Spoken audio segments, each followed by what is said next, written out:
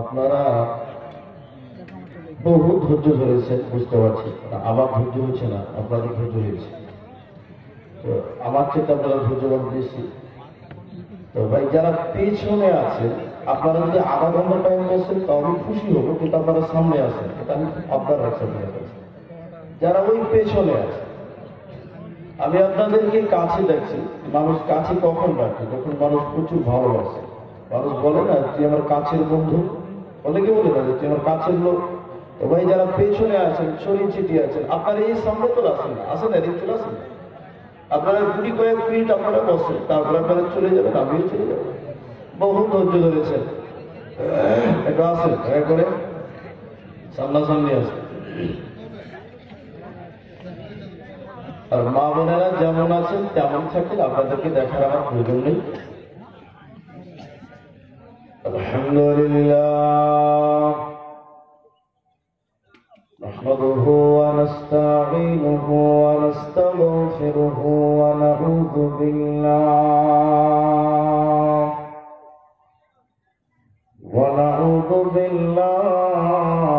মিন শুরুরি আনফুসিনা ওয়া মিন সাইয়্যাতি আমালিনা।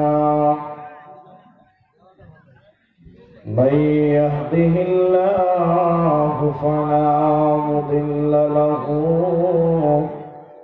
ومن يضلله فلا هادي له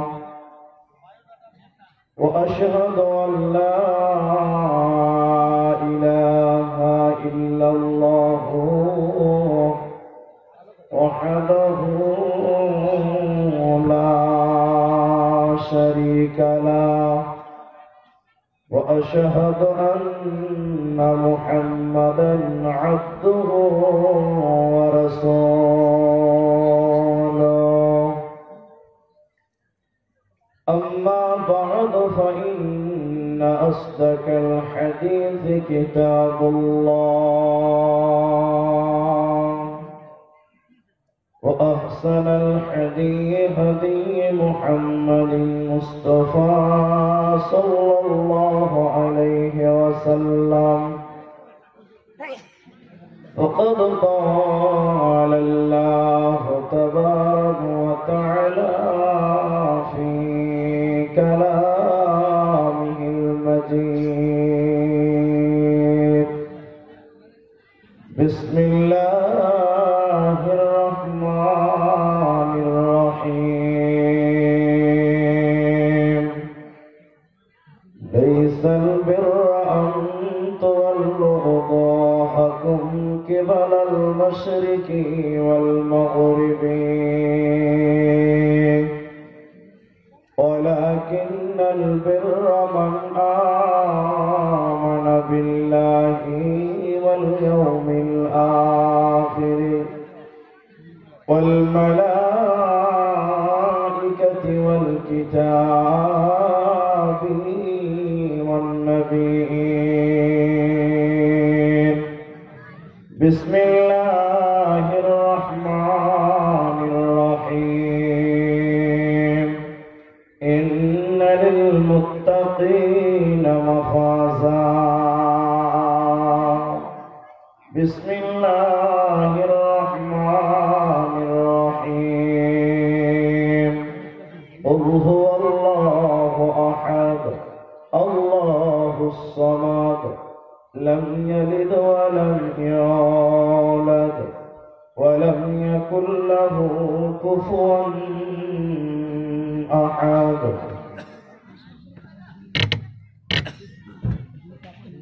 হরগর জ্যোতির পোশাক পরিধান নরকর জ্যোতি জয় এ ধরার জ্যোতি আসিল রাসূলুল্লাহ না কান্দি থাকিব কোন এ বিকর জ্যোতি আসিল রাসূলুল্লাহ না কান্দি থাকিব কোন। 12 রবিউল আউয়াল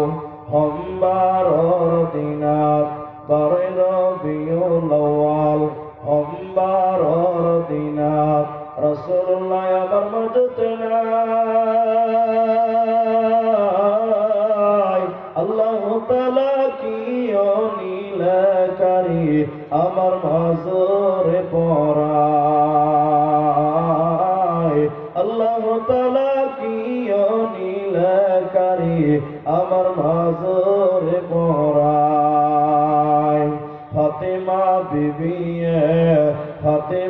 বিবিয়ে কান্দিয়া বলিলে পিতায় যে আমার মাঝে নাই, আল্লাহ তাআলা কি অনিলকারী আমার মাজরে পড়ায়, আল্লাহ তাআলা কি অনিলকারী আমার মাজরে পড়ায়। হরগর জাতির পোশাক পরিধান নরকর জাতি জয়,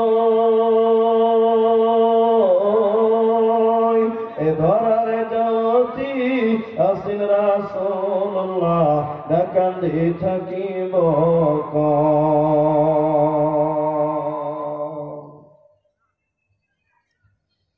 শ্রদ্ধেয় সম্মানীয় আজকের সভার নিকটতম সভাপতি,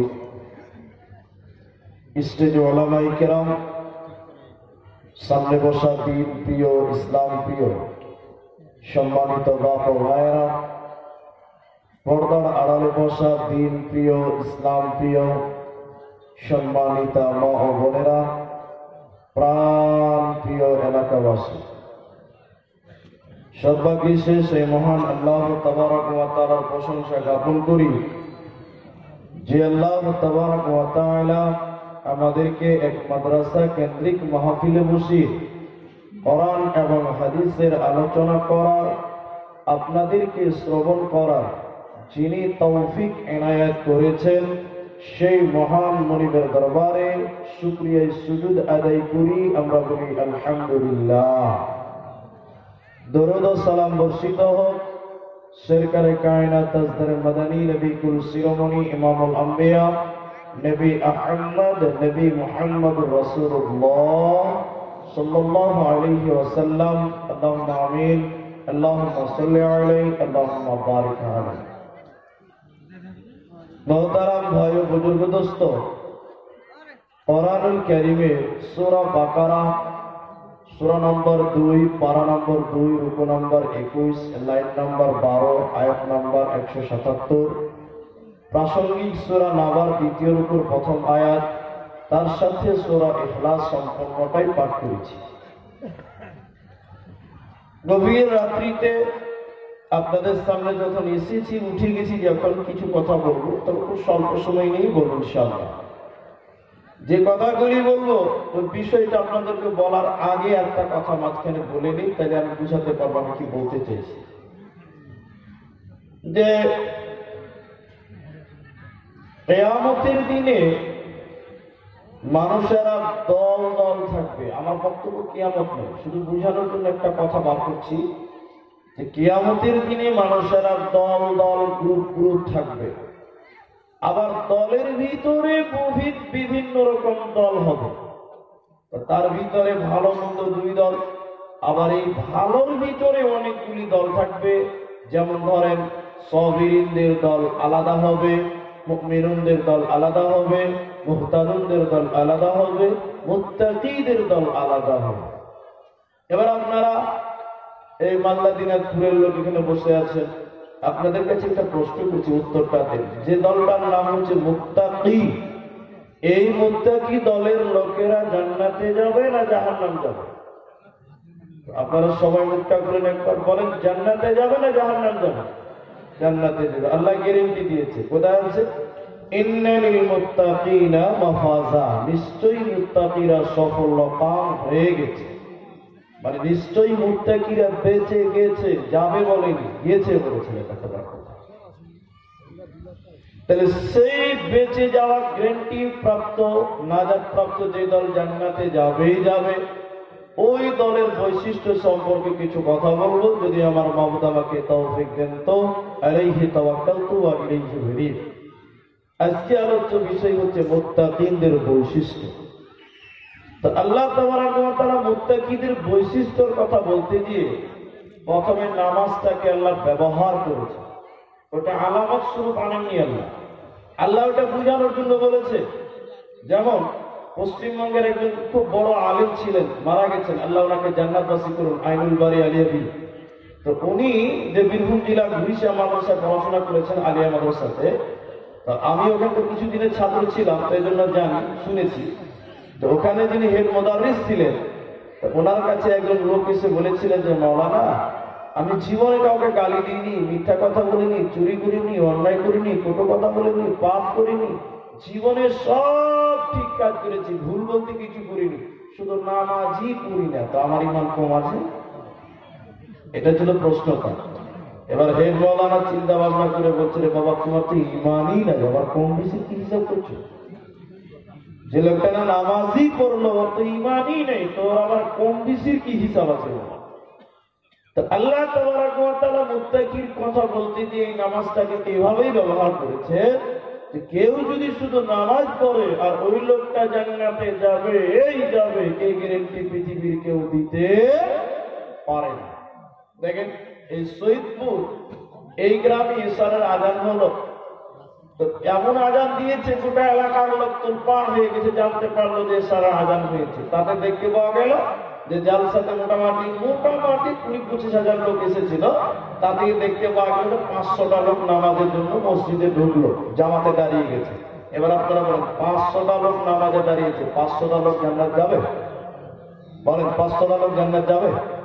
আপনারা বুঝতে পারছেন? এবার 500টা লোক যে নামাজে দাঁড়িয়েছে, তো 500টা লোকই যে জান্নাতে যাবে এর গ্যারান্টি আছে? নেই। কেন?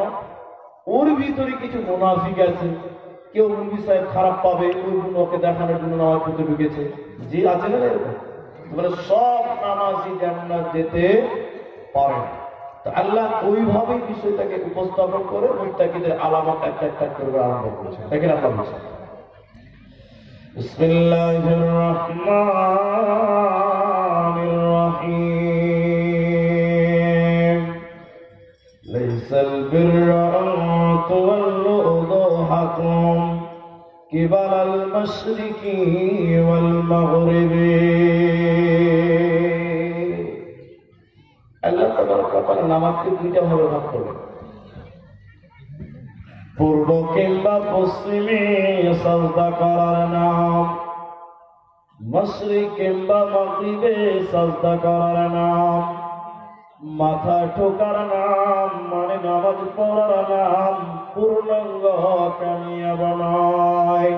আল্লাহ তাবারক ওয়া তাআলা বলেন, লাইসাল বিররা আন তুওয়াল্লু উজুহাকুম কিবালাল মাশরিকি ওয়াল মাগরিবি, পূর্ব কিংবা পশ্চিমে সাজদা করার নাম, নামাজ পড়ার নাম, মাথা ঠোকার নাম পূর্ণাঙ্গ কামিয়াব নয়।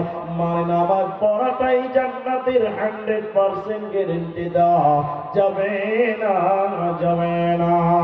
তবে নামাজটাকে আল্লাহ পূর্ব পশ্চিম কেন বললেন? আল্লাহ, আমরা পশ্চিম দিকে সাজদা করি, নামাজ পড়ি, কিন্তু পূর্ব দিকে করি না। তো আল্লাহ তাবারক ওয়া তাআলা পূর্ব দিকে কেন বললেন? মানে কোরআনে কারীমটা আল্লাহ তাবারক ওয়া তাআলা যতগুলি হুকুম করেছে শুধু আপনার কিনা পশ্চিমবঙ্গ, বিহার, ঝাড়খণ্ড, আসামের জন্য নয়, তাম পৃথিবীর জন্য আল্লাহ আদেশ করেছেন। এবার কাবার পশ্চিমে যারা থাকবে তারা পূর্ব দিকে সাজদা করবে, আর যারা পূর্ব দিকে থাকবে তারা পশ্চিম দিকে সাজদা করবে। মানে কাবাকে কেন্দ্র করে নামাজ পড়বে।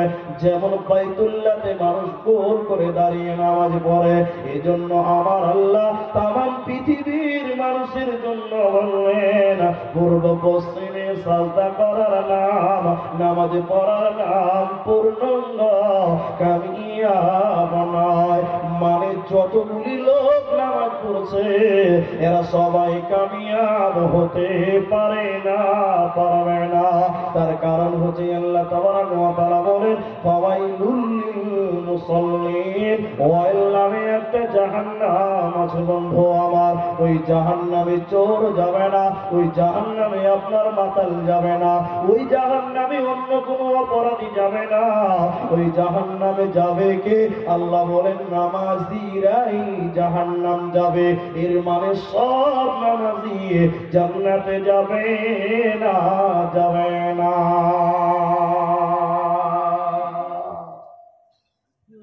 সামনে রমজান মাস আসছে।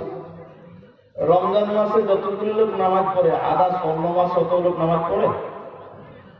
রমজান মাসে যতগুলি গ্রামের মুসল্লি হয়ে গেছে আদার্স অন্য মাসে অতগুলি লোক নামাজ পড়ছে?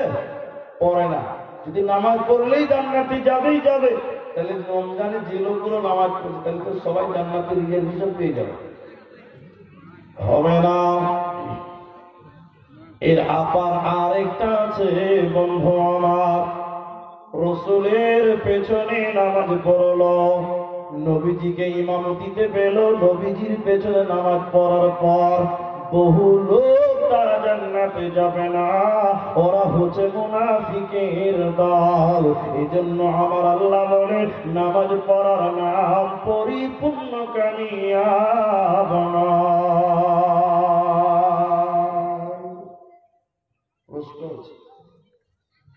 আর 2 মিনিট থামান, আর 2টা মিনিট, তারপরে একটা একটা করে আলামত করছে।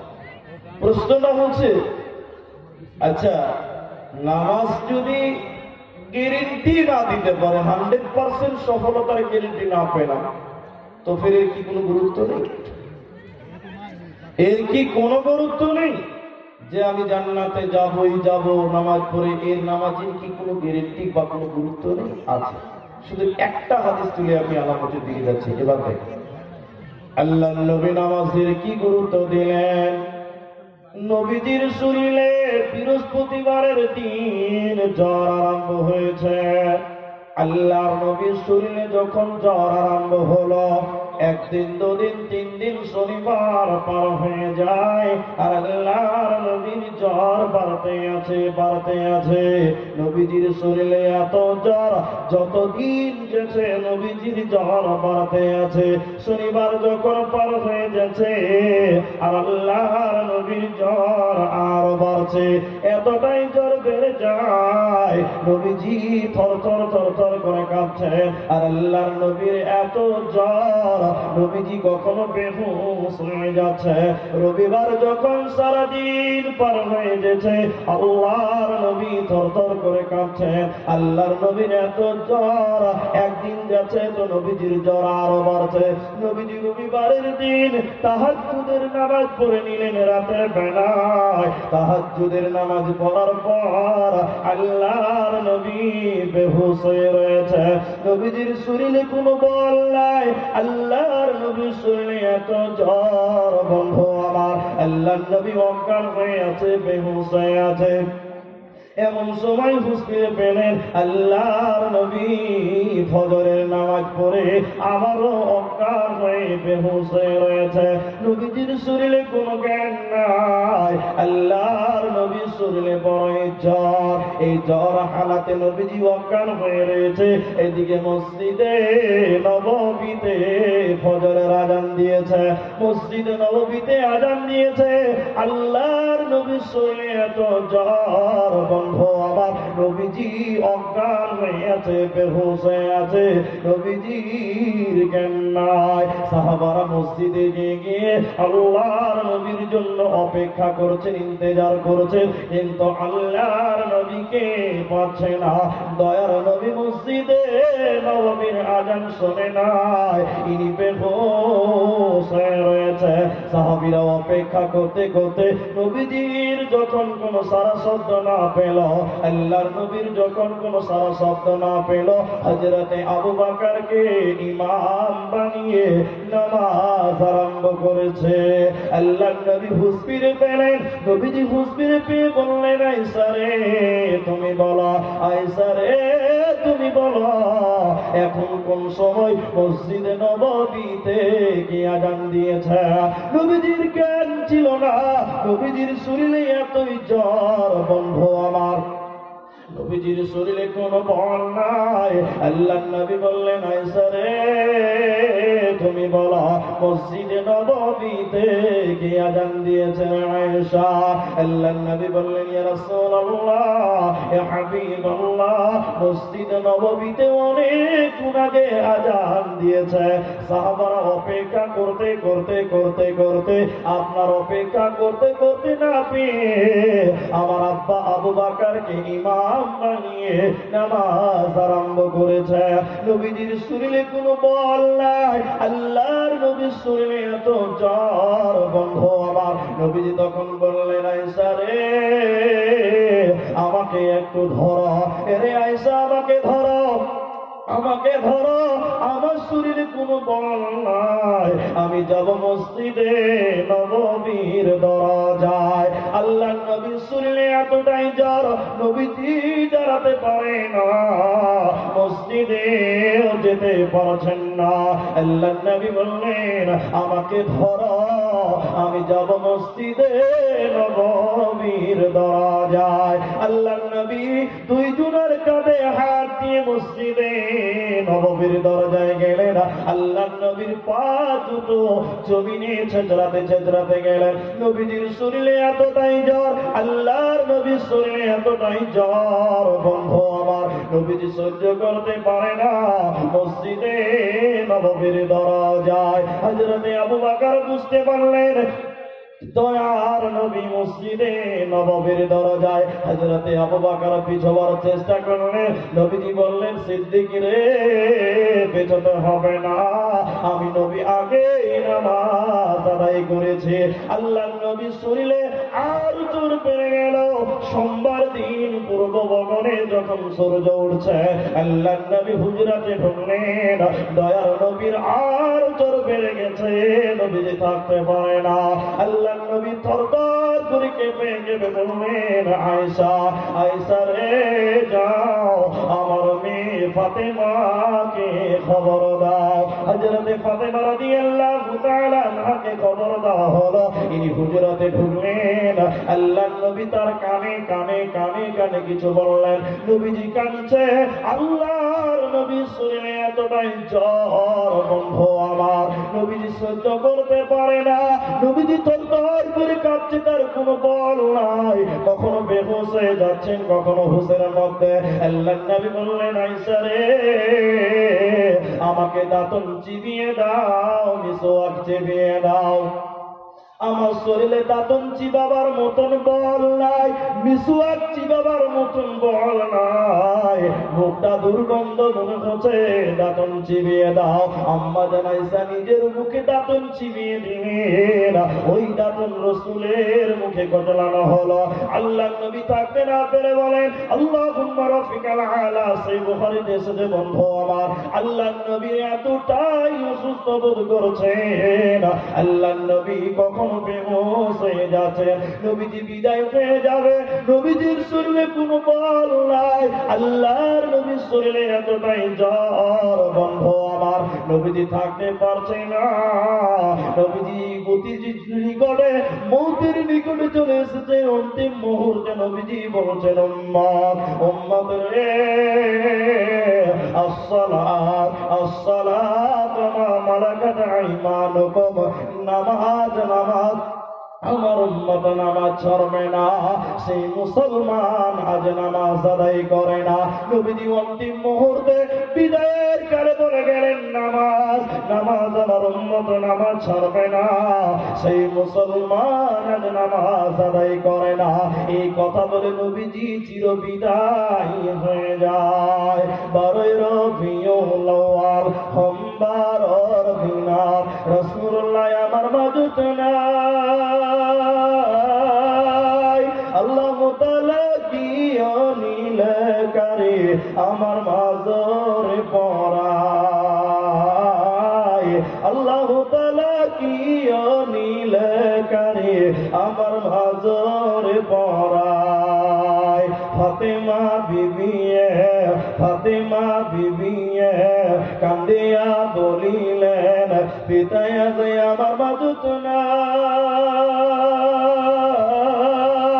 দয়ার আল্লাহ কি নিলে কারে আমার মাজর বড়ায়, আল্লাহ তাআলা কি নিলে কারে এ ধরার মাজর বড়ায়, এ বিখর যাওয়াতি ইয় নিলে কারে আমার মাজর বড়ায়।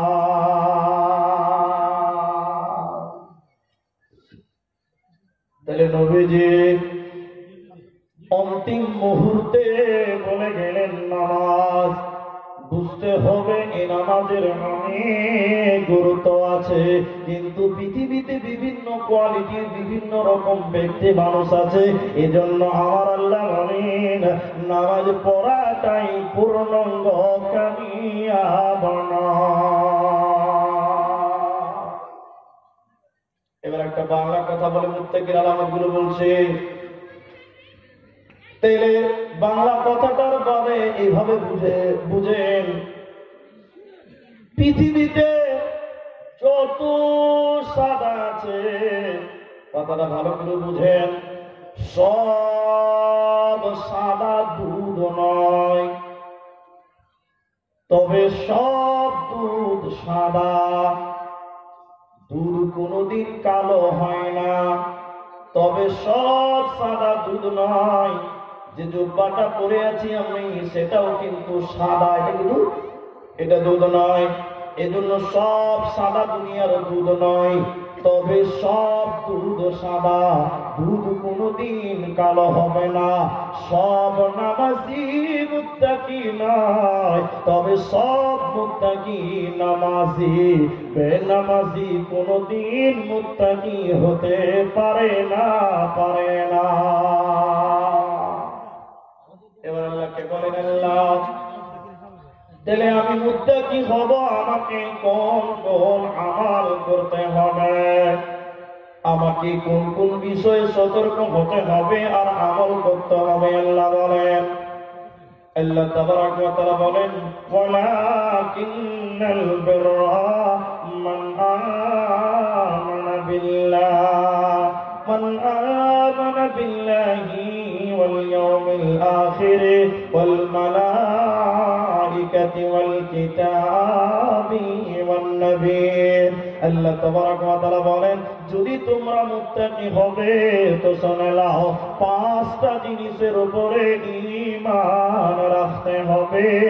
যখন তোমরা পাঁচটা জিনিসের উপরে ঈমান আনবে, আমি আল্লাহ তোমাদেরকে একটা সার্টিফিকেট দেব, তোমরাই হবে প্রকৃত মুত্তাকি। ওই পাঁচটা ঈমান আনতে হবে, তারপরে আল্লাহ আপনাকে সার্টিফিকেট দিবে। প্রথম নম্বর আল্লাহ তাবারাক ওয়া তাআলা বলেন ওয়ালাকিন্নাল বিররা মান আমানা বিল্লাহ। এক নম্বরে আল্লাহর উপরে ঈমান আনতে হবে।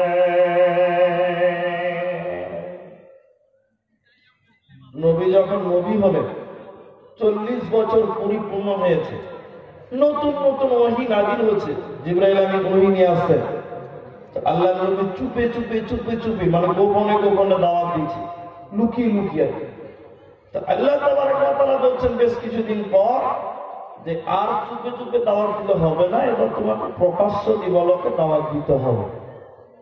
মায়েরা বোনেরা, একজন দুজন করে যখন গোপনে গোপনে ঈমান আনছিলেন, এবার প্রকাশ্য পালা। বেশ কিছুদিন পর ওই মক্কা নগরীতে দুইজন একসঙ্গে ঈমান এনেছিলেন আল্লাহ ও তার রাসূলের উপরে।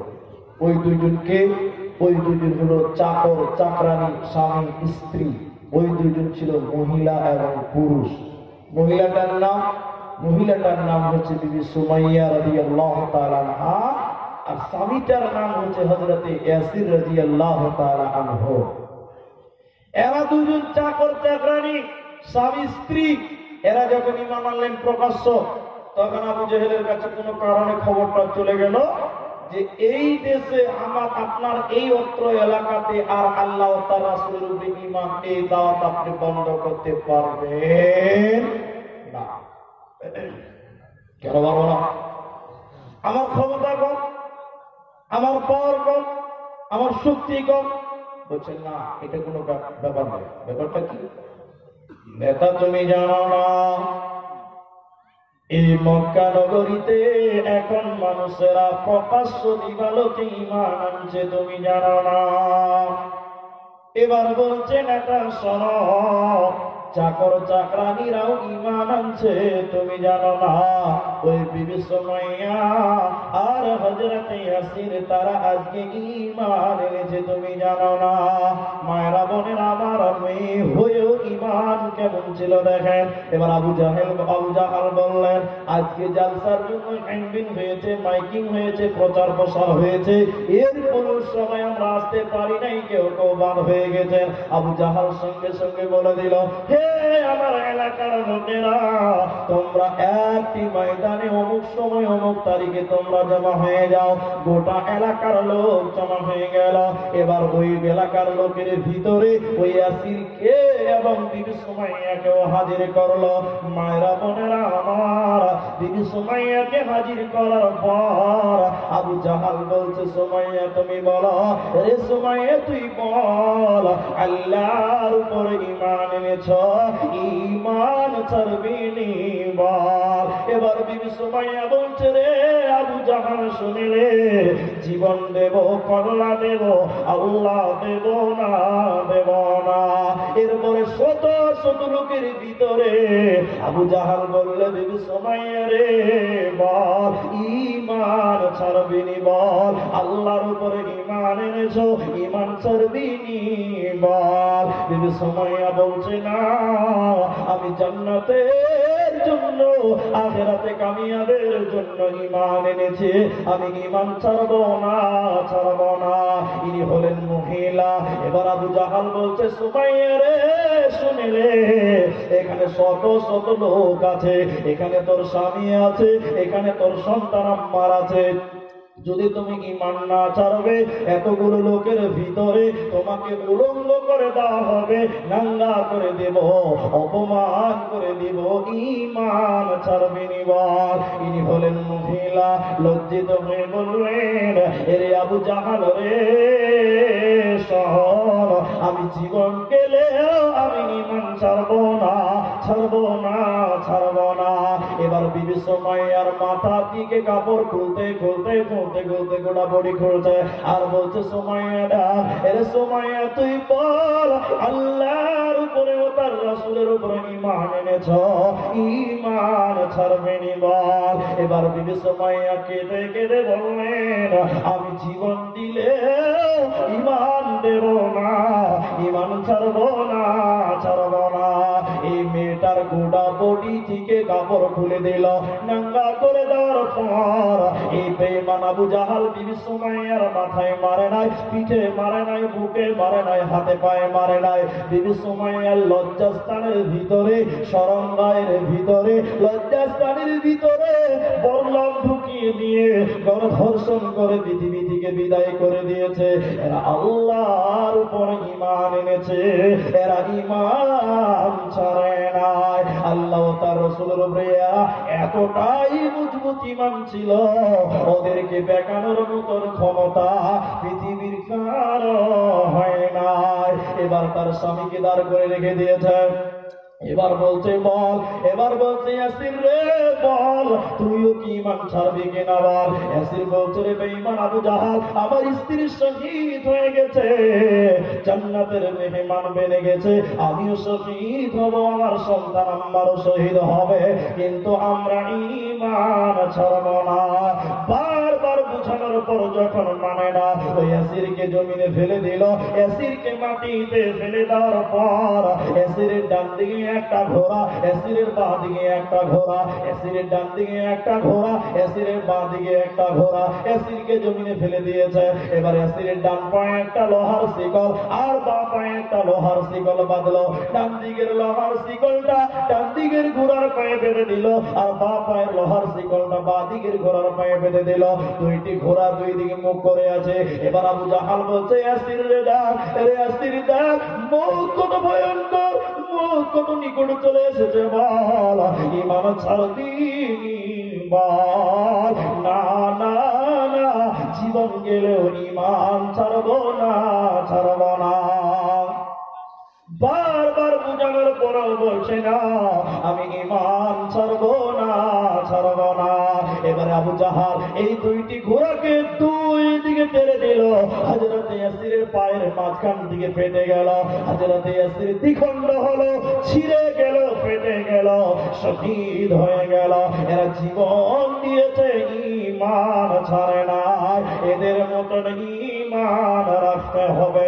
নবীর সাহাবীরা কঠিন মুহূর্তে আল্লাহ ও তার রাসূলের উপরে ঈমান এনেছে, এদের মতন ঈমান রাখতে হবে। দেখো কেমন ঈমান এনেছে আমার নবীর সাহাবারা, সেই যুগের সাহাবারা। দেখো কেমন ঈমান এনেছে আমার নবীর সাহাবারা, সেই যুগের সাহাবারা। হযরত বিলাল এনেছে ঈমান, হযরত বিলাল এনেছে ঈমান। কত কষ্ট করে মরুভূমির গরম বালুতে তাজা রক্ত ঝরে, তবু বেলাল ছাড়েনি ঈমান, পড়ে লা ইলাহা ইল্লাল্লাহ। দেখো কেমন ঈমান এনেছে আমার নবীর সাহাবারা, সেই যুগের সাহাবারা। হযরত খাব্বাব এনেছে ঈমান, কত কষ্ট করে কাফেরেরা পাথর মেরে বুকে আঘাত করে। পেছন দিকে তাকালে পরে দেখা যায় বুকের সিনা। দেখো কেমন ঈমান এনেছে আমার নবীর সাহাবারা, সেই যুগের সাহাবারা। নবীর সাহাবারা, সেই যুগের সাহাবারা। আল্লাহ তাবারক ওয়া তাআলা বলেন বিপদে আপদে কঠিন মুহূর্তে বেঈমান হওয়া যাবে না, যাবে না। আল্লাহ তাবারক ওয়া তাআলা বলেন মান আমানা বিল্লাহি, আল্লাহর উপরে ঈমান রাখতে হবে।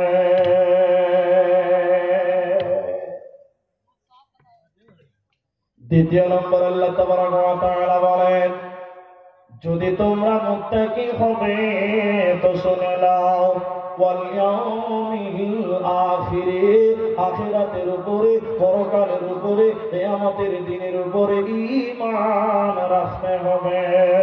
যারা পরকাল বিশ্বাস করবে না, আখিরাতের উপরে ঈমান যারা আনবে না, ওরা আল্লাহর জান্নাতে যাবে না, যাবে না। ওরা কোনদিন মুত্তাকি হতে পারে না। জাহান্নামের বিবরণ দিতে গিয়ে আল্লাহ তাবারক ওয়া তাআলা বলেন সেখানে জাহান্নামীরা কতদিন থাকবে রে? সেখানে জাহান্নামীরা যুগ যুগ ধরে থাকবে। লা ইয়ামুতু ফিহা ওয়া লা ইয়াহইয়া, সেখানে তাদের মৃত্যু হবে না, সেখানে তারা বেঁচেও থাকতে পারবে না, ওদের হায়াত মতের কোনো সীমা থাকবে না, ওখানে তারা জাহান্নামী হয়ে যাবে। এরপরে আল্লাহ তাবারক ওয়া তাআলা বলেন সেখানে তাদের ঠান্ডা পানি খেতে দেওয়া হবে না, ওখানে তাদেরকে ফুটন্ত পুজ এবং গরম পানি, গাসসাকা ফুটন্ত জ্বলন্ত পানি তাদেরকে পান করতে দেওয়া হবে। এরা এই শাস্তি কেন পাবে? এদেরকে এই শাস্তি দেওয়া হবে কেন? আল্লাহ তাবারক ওয়া তাআলা বলেন জাযাউ বিফাকা, এদেরকে আজকে তাদের কর্মের জন্য উপযুক্ত প্রতিফলন দেওয়া হবে। আল্লাহ তাবারক ওয়া তাআলা এদেরকে কি এমন অন্যায় করেছে এদেরকে এই শাস্তি কেন দেওয়া হবে? আল্লাহ তাবারক ওয়া তাআলা বলেন ইন্নাহুম কানু লা ইয়ারজুনা হিসাবা, এরা আখিরাতকে স্মরণ করে নাই, এরা পরকালকে মানে নাই, দুনিয়াতে মুজমাস্তি করে চলেছে। এরা বলেছিল বিচার হবে না, হবে না। এরা বলেছিল আখিরাত বলতে কিছু নাই, এরই জন্য আজকে তাদেরকে জাহান্নামে এই শাস্তি দেওয়া হবে। অতএব আখিরাতের উপরে যারা ঈমান আনবে না ওরা মুত্তাকি হতে পারে না। তাই আমার আল্লাহ বলেন ওয়াল ইয়াউমিল আখিরে, আখিরাতের উপরে ঈমান রাখতে হবে।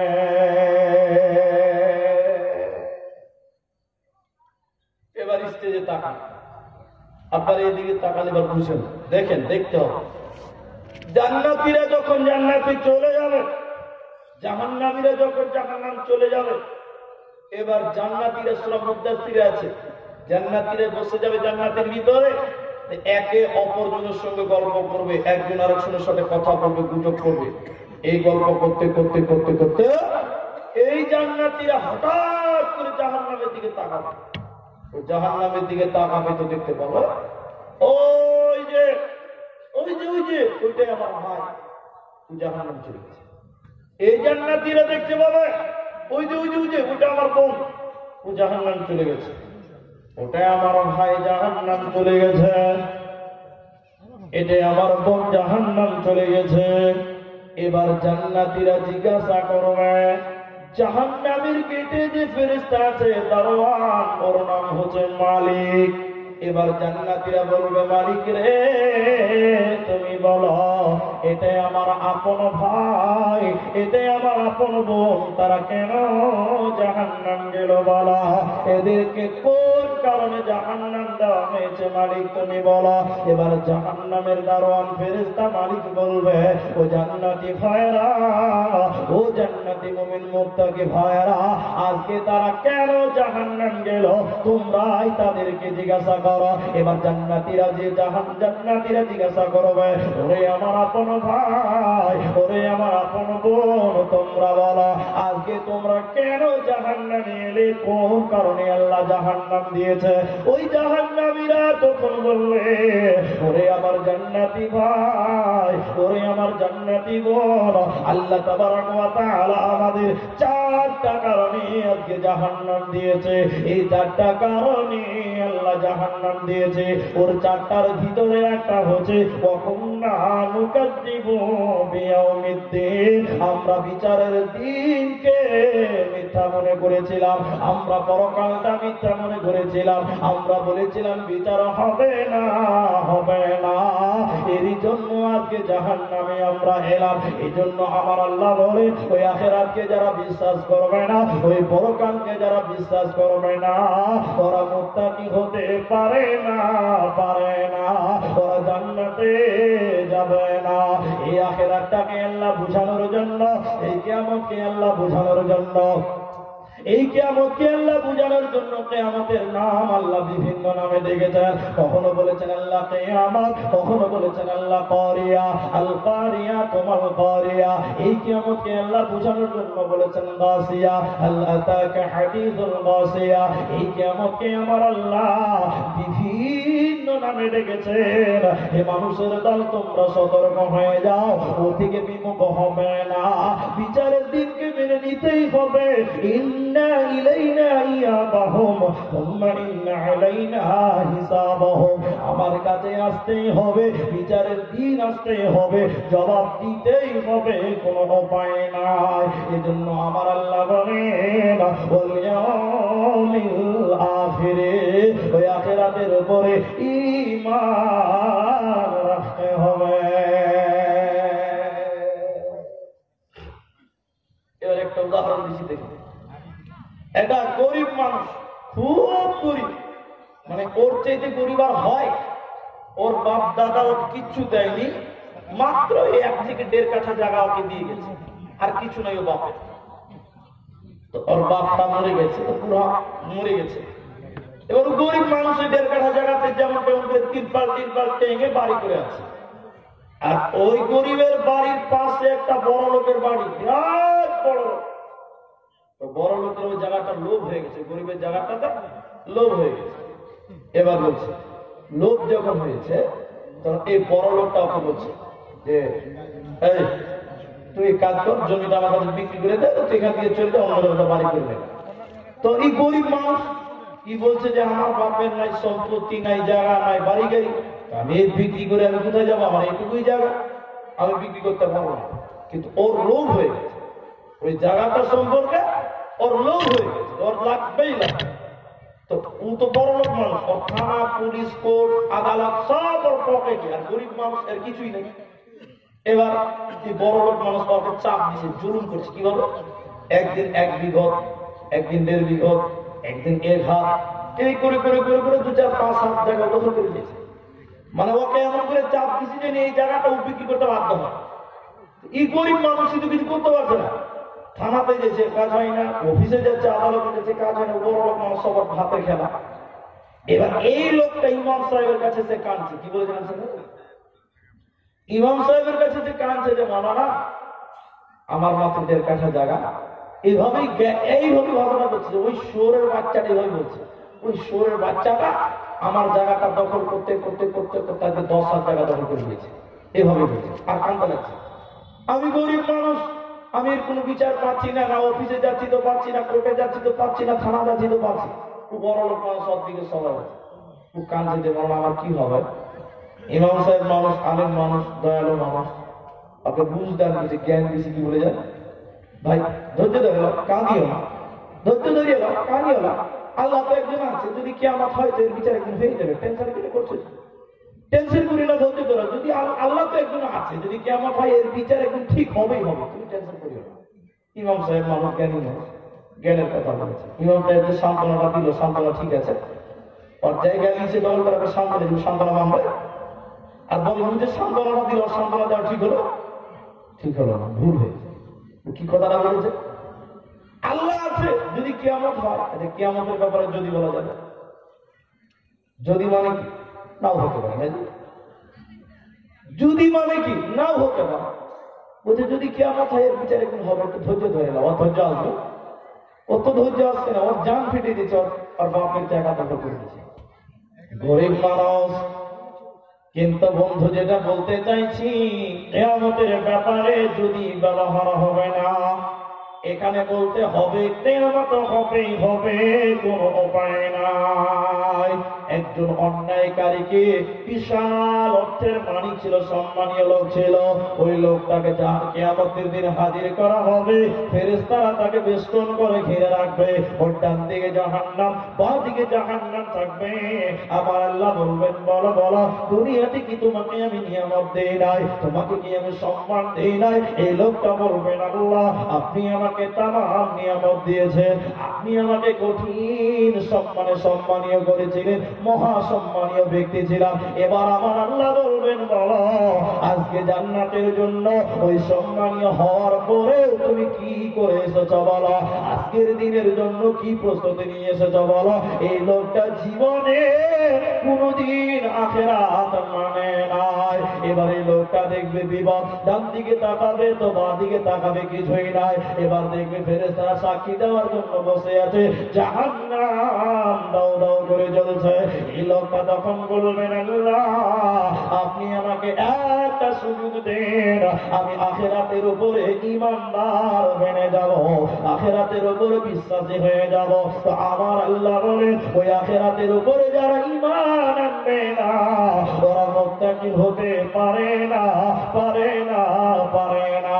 আল্লাহ তাবারক ওয়া তাআলা 3 নম্বর বলছে, বান্দারে শোনো, যদি তোমরা মুত্তাকি হবে তো শুনে নাও, ওয়াল মালাইকা, ফেরেশতাদের উপরে ঈমান রাখতে হবে। এবার আমার দিকে তাকান। শিয়াদের আকীদা কি? আচ্ছা, আমরা একটু সকলে একটু জোরে নামটা বলেন, আমাদের শেষ নবীর নাম একটু জোরে বলে, নবী মুহাম্মদুর রাসূলুল্লাহ সাল্লাল্লাহু আলাইহি ওয়াসাল্লাম। এতে কারো সন্দেহ আছে? আপনাদের সন্দেহ আছে? আমরা আজানে কি বলি? আশহাদু আন্না মুহাম্মাদার রাসূলুল্লাহ বলি কিনা? তো শিয়াদের আকীদা কি জানেন? এটা জঘন্য আকীদা। এই যে আকীদারে বাপরে বাপ, ওদের আকীদা হচ্ছে যে শেষ নবী নবী মুহাম্মদুর রাসূলুল্লাহ হওয়ার কথা ছিল না। সকলে বলে নাউযুবিল্লাহ। ওই শেষ নবী মুহাম্মদ হতো না, এটা শিয়াদের আকীদা। ওদের আকীদা কি দেখেন বলছে, ওদের বিশ্বাস, ওদের ঈমান হচ্ছে যে আল্লাহ তাবারক ওয়া তাআলা জিবরাইলকে বলেছিল, আল্লাহ তাবারক ওয়া তাআলা জিবরাইলকে বলেছিল, জিবরাইল আপনাদের দিকে তাকান, ওদের আকীদা, ওদেরটা বলছি শিয়াদের। আল্লাহ জিবরাইলকে কোরআন দিয়ে পাঠিয়েছিল, যাও জিবরাইল আমি এই কোরআনটা তুমি নিয়ে যেয়ে দিবে হযরতে আলী রাদিয়াল্লাহু তাআলা আনহুর কাছে। বলেন নাউজুবিল্লাহ। এটা তাদের ঈমান। তখন তারা বলছে জিবরাইল বদমাশ, নাউজুবিল্লাহ, আস্তাগফিরুল্লাহ, জিবরাইল বদমাশি করেছে, জিবরাইল অন্যায় করেছে, এই কোরআনটা আলীকে না দিয়ে দিল হযরতে নবী মুহাম্মদ রাসূলুল্লাহ সাল্লাল্লাহু। ওরা বলতে চাইছে আসলে নবী মোহাম্মদ হতো না, নবী যদি হতো তাহলে হযরতে আলী রাদিয়াল্লাহু তাআলা আনহু হতেন। জিবরাইলের বদমাশির কারণে এই নবী হতে পারলো না, মোহাম্মদ নবী হয়ে গেল। এটা হচ্ছে তাদের ঈমান, আকীদা, তাদের বিশ্বাস। মানে জিবরাইলকে মিথ্যুক বলছে, আল্লাহর ফেরেশতা জিবরাইলকে তারা মিথ্যুক মনে করছেন, অন্যায়কারী মনে করেন, ওদের উপরে ঈমান নাই, ফেরেশতার উপরে ঈমান নাই, এই জন্য তারা কোনদিন জান্নাতে যাবে না, ওরা মুত্তাকি হতে পারে না। তার কারণ হচ্ছে আল্লাহ বলেন আমার কোটি কোটি ফেরেশতা আছে রে, এই ফেরেশতাগুলোর উপরে ঈমান রাখতে হবে। আল্লাহ তাবারক ওয়া তাআলার কত ফেরেশতা আছে।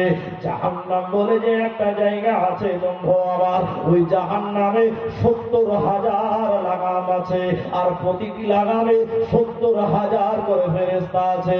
ওই ফেরেশতাগুলি কিয়ামতের ময়দানে জাহান্নামকে টেনে টেনে হাজির করবে। তারপরে আল্লাহ তাবারক ওয়া তাআলার কোটি কোটি কোটি কোটি ফেরেশতা আছে। তো আমার আল্লাহ বলেন ওয়াল মালাইকা, আমার ফেরেশতাগুলির উপরে, আমার ফেরেশতার উপরে ঈমান রাখতে হবে। ওদের উপরে মিথ্যা আরোপ করা চলবে না, চলবে না, যদি তোমরা প্রকৃত মুত্তাকি হতে চাও। এবার দেখো আরেকটু বলি, এই যে ফেরেশতা যাদেরকে আল্লাহ বহু ক্ষমতা দিয়েছে, এখন যদি কেউ ওই ফেরেশতার উপর মিথ্যা আরোপ করে, ও তো কোরআনের আইনকে, কোরআনের বিধানকে অমান্য করবে। তাহলে যারা মুত্তাকি হবে ওরা আমার ফেরেশতার উপরে ঈমান রাখতে হবে। চতুর্থ নম্বরে আল্লাহ তাবারক ওয়া তাআলা বলেন ওয়াল কিতাব, আমার কিতাবগুলির উপরে, আসমানি কিতাবের উপরে ঈমান রাখতে হবে। ওর মধ্যে একটার নাম হচ্ছে কোরআন। আল্লাহ তাবারক ওয়া তাআলা বলেন কোরআনের উপরে ঈমান রাখতে হবে।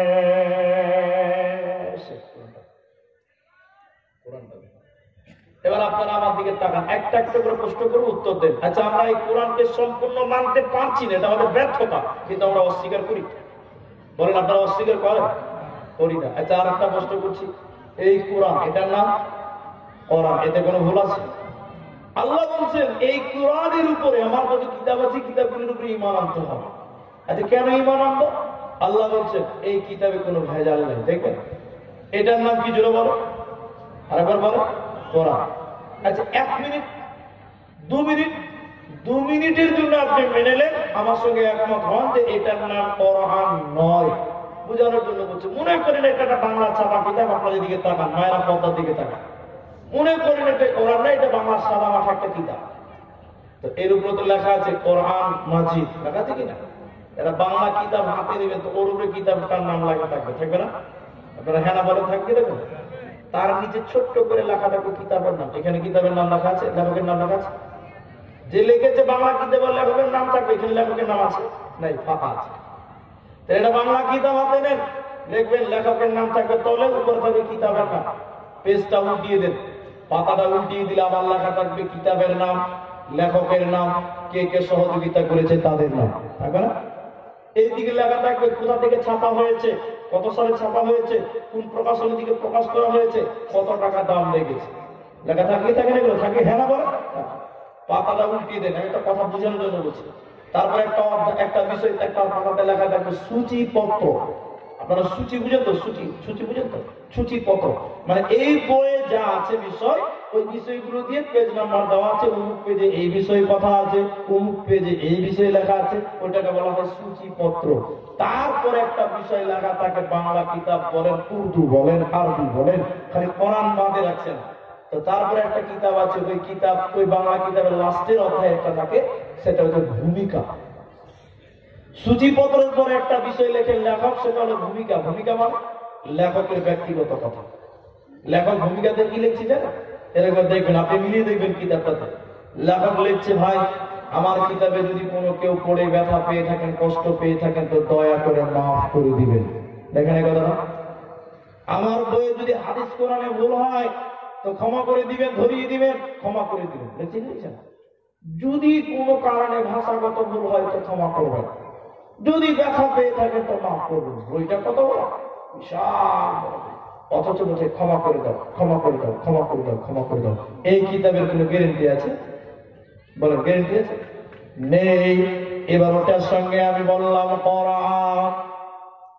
আল্লাহ তাবারাক ওয়া তাআলা কোরআনের উপরে ঈমান আনতে বলেছেন। এই কোরআনে কোনো ভূমিকা নাই। এই কোরআন মানুষের কাছে ক্ষমা চায় নাই। মায়েরা বোনেরা আমার, আপনারাও কোরআন সম্পর্কে জ্ঞানটা সঠিক নিয়ে নেন। এই কোরআনে কোনো ভূমিকা নাই, এই কোরআন মানুষের কাছে ক্ষমা চায়নি, বরঞ্চ আল্লাহ তাবারাক ওয়া তাআলা চ্যালেঞ্জ দিয়ে আরম্ভ করেছে, যালিকাল কিতাবু লা রাইবা ফীহি।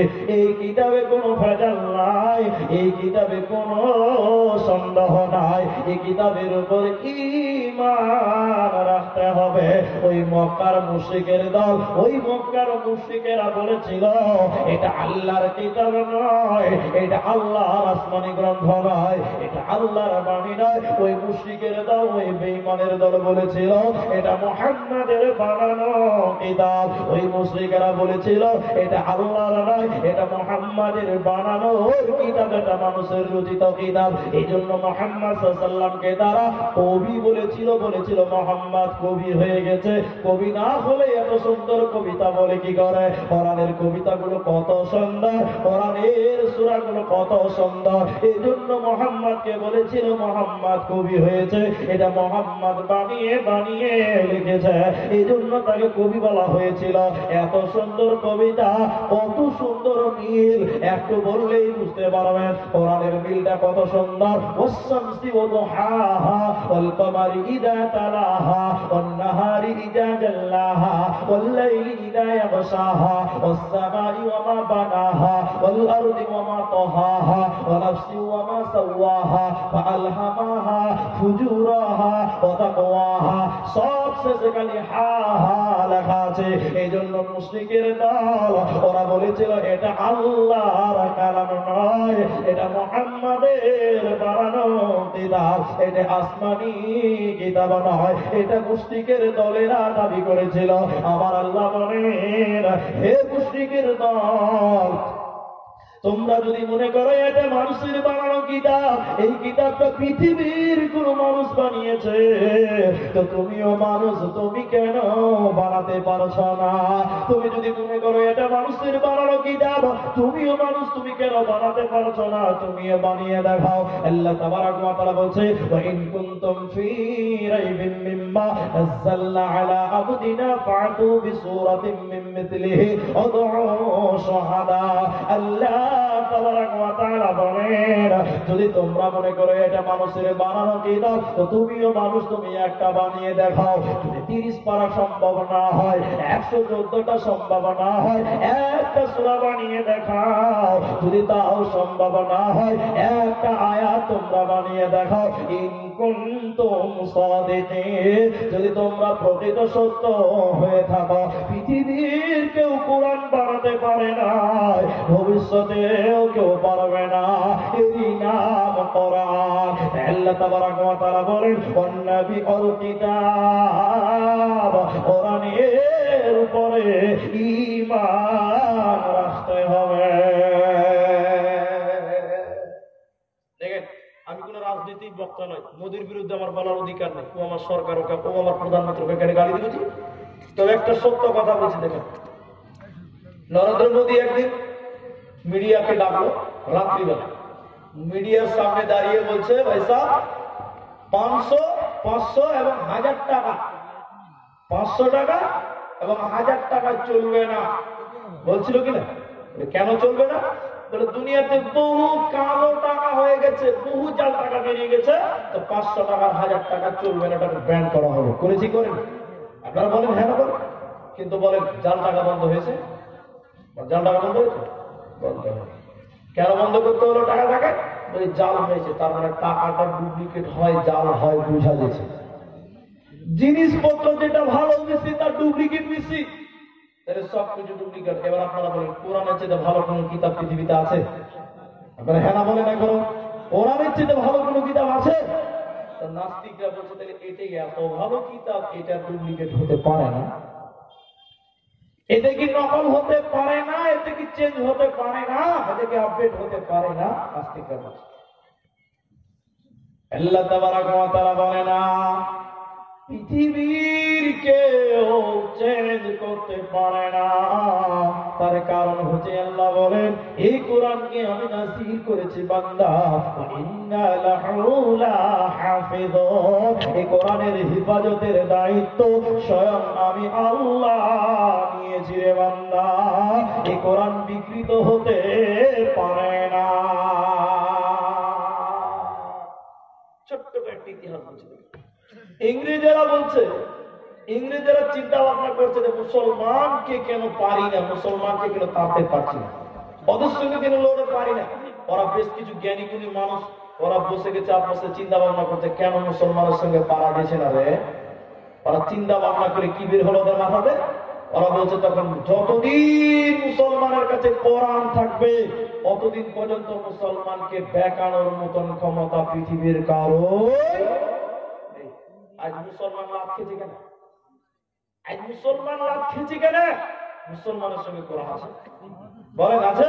তাহলে ওই কিতাবে সাজা আছে মুসলমানের সঙ্গে কোরআন।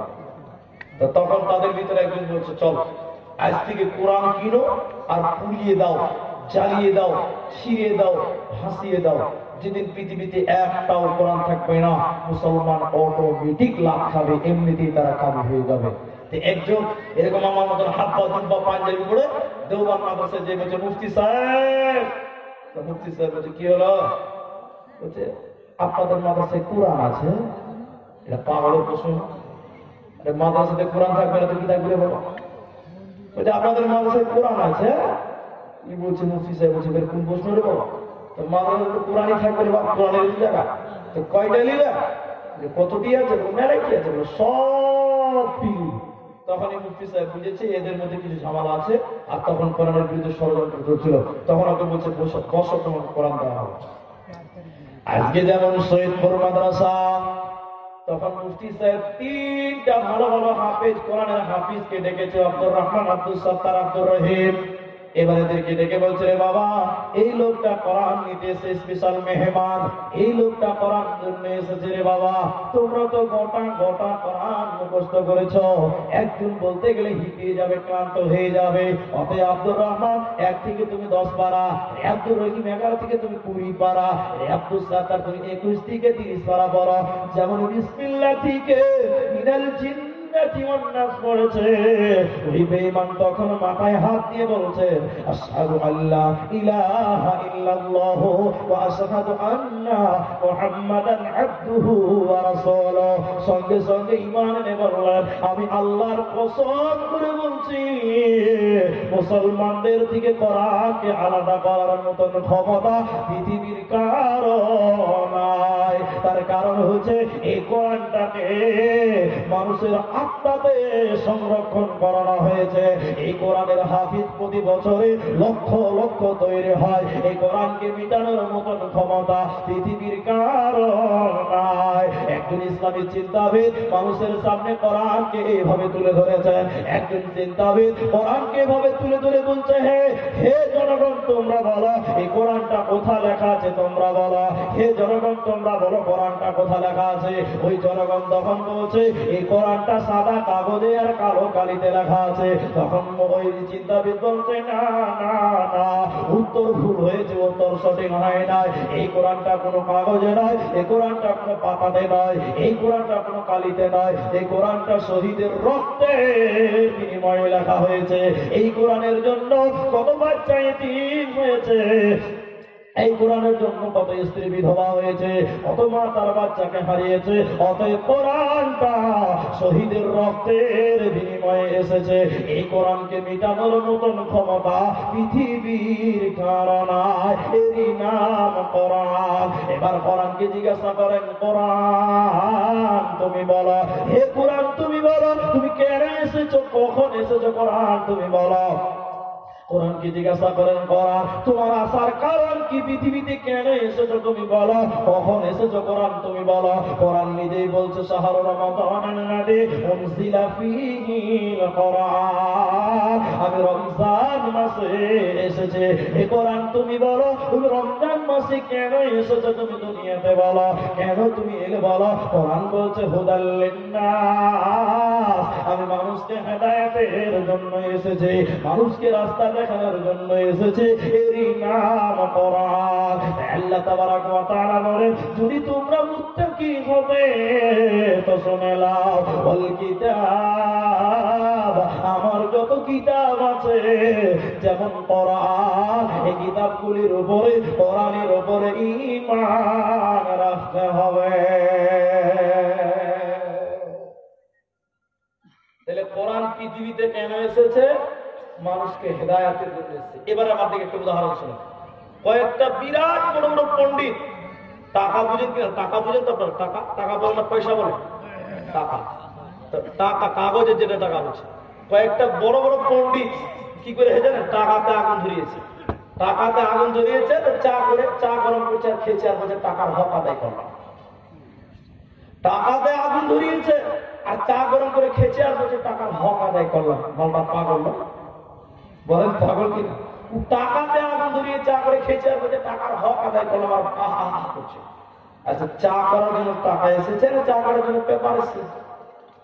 চা করার জন্য কাগজ এসেছে, পেপার এসেছে, টাকাটা কেন আগুন ধরাবি তুই? তো কিছু কিছু লোক বলছে, এখন দাবি করছে, আচ্ছা কোরআন আপনারা শুনেছেন কিনা জানি না, জাপানে একটা জায়গা আছে, আমি দেখে শুনেছি, পড়েছিলাম যে জান্নাতের বিবরণ কোরআন থেকে বৈজ্ঞানিকরা পড়েছে। ওই জান্নাতের বিবরণ পড়ে জান্নাতের যে জান্নাত যেমন হবে ওই রকম হুবহুব চেষ্টা করেছে তারা পার্ক বানাতে। হুবহুব তো হবে না, জান্নাতের বিকল্প কিছু হয় না, তো চেষ্টা করেছে। এবার কিছু নাস্তিক বলছে এই কোরআন দিয়ে জাপান আজকে বিজ্ঞানীরা গবেষণা করতে করতে করতে করতে বহু উন্নত হয়েছে। আজকে বাহরাইন, দুবাই কোরআন থেকে গবেষণা করে করে অনেক বুঝলো, অনেক উন্নত হয়েছে। আমেরিকার বিজ্ঞানীরা কোরআন গবেষণা করে এটা বানাতে, ওটা বানাতে পেরেছে। নাস্তিক গুলো তখন বলছে যে আমাদের এই ভারতবর্ষ এ ধরনের সৈয়দপুর মাদ্রাসা, কিছু কিছু এবার মহাপণ্ডিত বলছে বিজ্ঞানীরা কোরআন গবেষণা করে করে এত উন্নত হয়েছে, আর সৈয়দপুর মাদ্রাসার মুরব্বি গেলা 14 বছর ধরে পরের বাড়ি খেয়েছে, কোরআন পড়েছে। এরা কোরআন করে কি বানাতে পেরেছে, কোরআন দিয়ে এরা কি বানাতে পেরেছে? তো ওরা বলতে চাইছে সৈয়দপুর মাদ্রাসার মুরব্বি সাহেবেরা কোরআনটা বুঝতেই পারে নাই, যা বুঝার ওই বৈজ্ঞানিকরাই বুঝেছে। কেন? ওই যে বৈজ্ঞানিকরা জান্নাতের মতন করে পার্ক বানাতে পেরেছে, ওরা আজকে আপনার বিরাট উন্নত হয়েছে, তারা অনেক কিছু বানাতে পেরেছে, তারা কোরআন থেকে বানিয়েছে। ওরা বলতে যে কোরআন দিয়ে তারা অনেক উন্নত হয়েছে, আর মুরব্বি সাহেবরা কোরআন করে কিছু বানাতে পারেনি, মানে এরা কোরআনটা বুঝতেই পারে। আমি বলছি না যে কোরআনের বৈজ্ঞানিক নেই, কোরআনের বৈজ্ঞানিক তথ্য আছে। এবার আপনারা বলেন, তাহলে মুরব্বি সাহেবরা কোরআন বুঝেনি? আচ্ছা, আপনাদেরকে আর একটা কথা জিজ্ঞাসা করে উত্তরটা দেন। আচ্ছা, কোরআনটা কোন নবীর উপর নাযিল হয়েছে? যারা বলেন নবী মুহাম্মদ রাসূলুল্লাহ সাল্লাল্লাহু আলাইহি ওয়াসাল্লাম। আচ্ছা, তিনি যে কোরআনটা বুঝেছিলেন, তিনার মতন বুঝার মতন ক্ষমতা পৃথিবীর কারো আছে? বুঝতে পারবে না মতো কেউ? বুঝতে পারবে? বলেন পারবে? তিনি যেটা কোরআন সম্পর্কে বুঝেছিলেন, বুঝিয়েছিলেন, তিনি নিখুঁত বুঝেছিলেন এবং বুঝিয়েছিলেন, তিনার বুঝের কোনো ভুল ছিল না, তিনার বুঝানোর মতন ভুল ছিল না। তার মানে নবীজি যেটা কোরআন বুঝেছিল ওটা অরিজিনাল বুঝেছিল, তিনার বুঝের মধ্যে কোনো ঘাটতি ছিল না। এবার আপনারা বলেন, নবীজি এতটাই কোরআন বুঝেছিল, তো নবীজি কোরআন দিয়ে একটা সাইকেল বানাতে পেরেছে, একটা মোবাইল বানাতে পেরেছে না, একটা রিক্সা বানিয়েছিল, একটা কম্পিউটার বানিয়েছিল? বানাতে পারেনি। তার মানে কি নবীজি কোরআন বুঝতে পারেনি? নাউজুবিল্লাহ।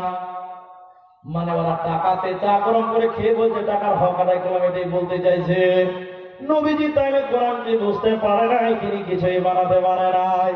বৈজ্ঞানিক রাতে এত বানাতে পেরেছে, তো আমার আল্লাহর নবীজি কোরআন দিয়ে কি বানাতে পেরেছে? শোনা, এই কোরআন দিয়ে আমার নবীজি হযরতে উমরের মতন মাতালকে মসজিদে ভরতে পেরেছে।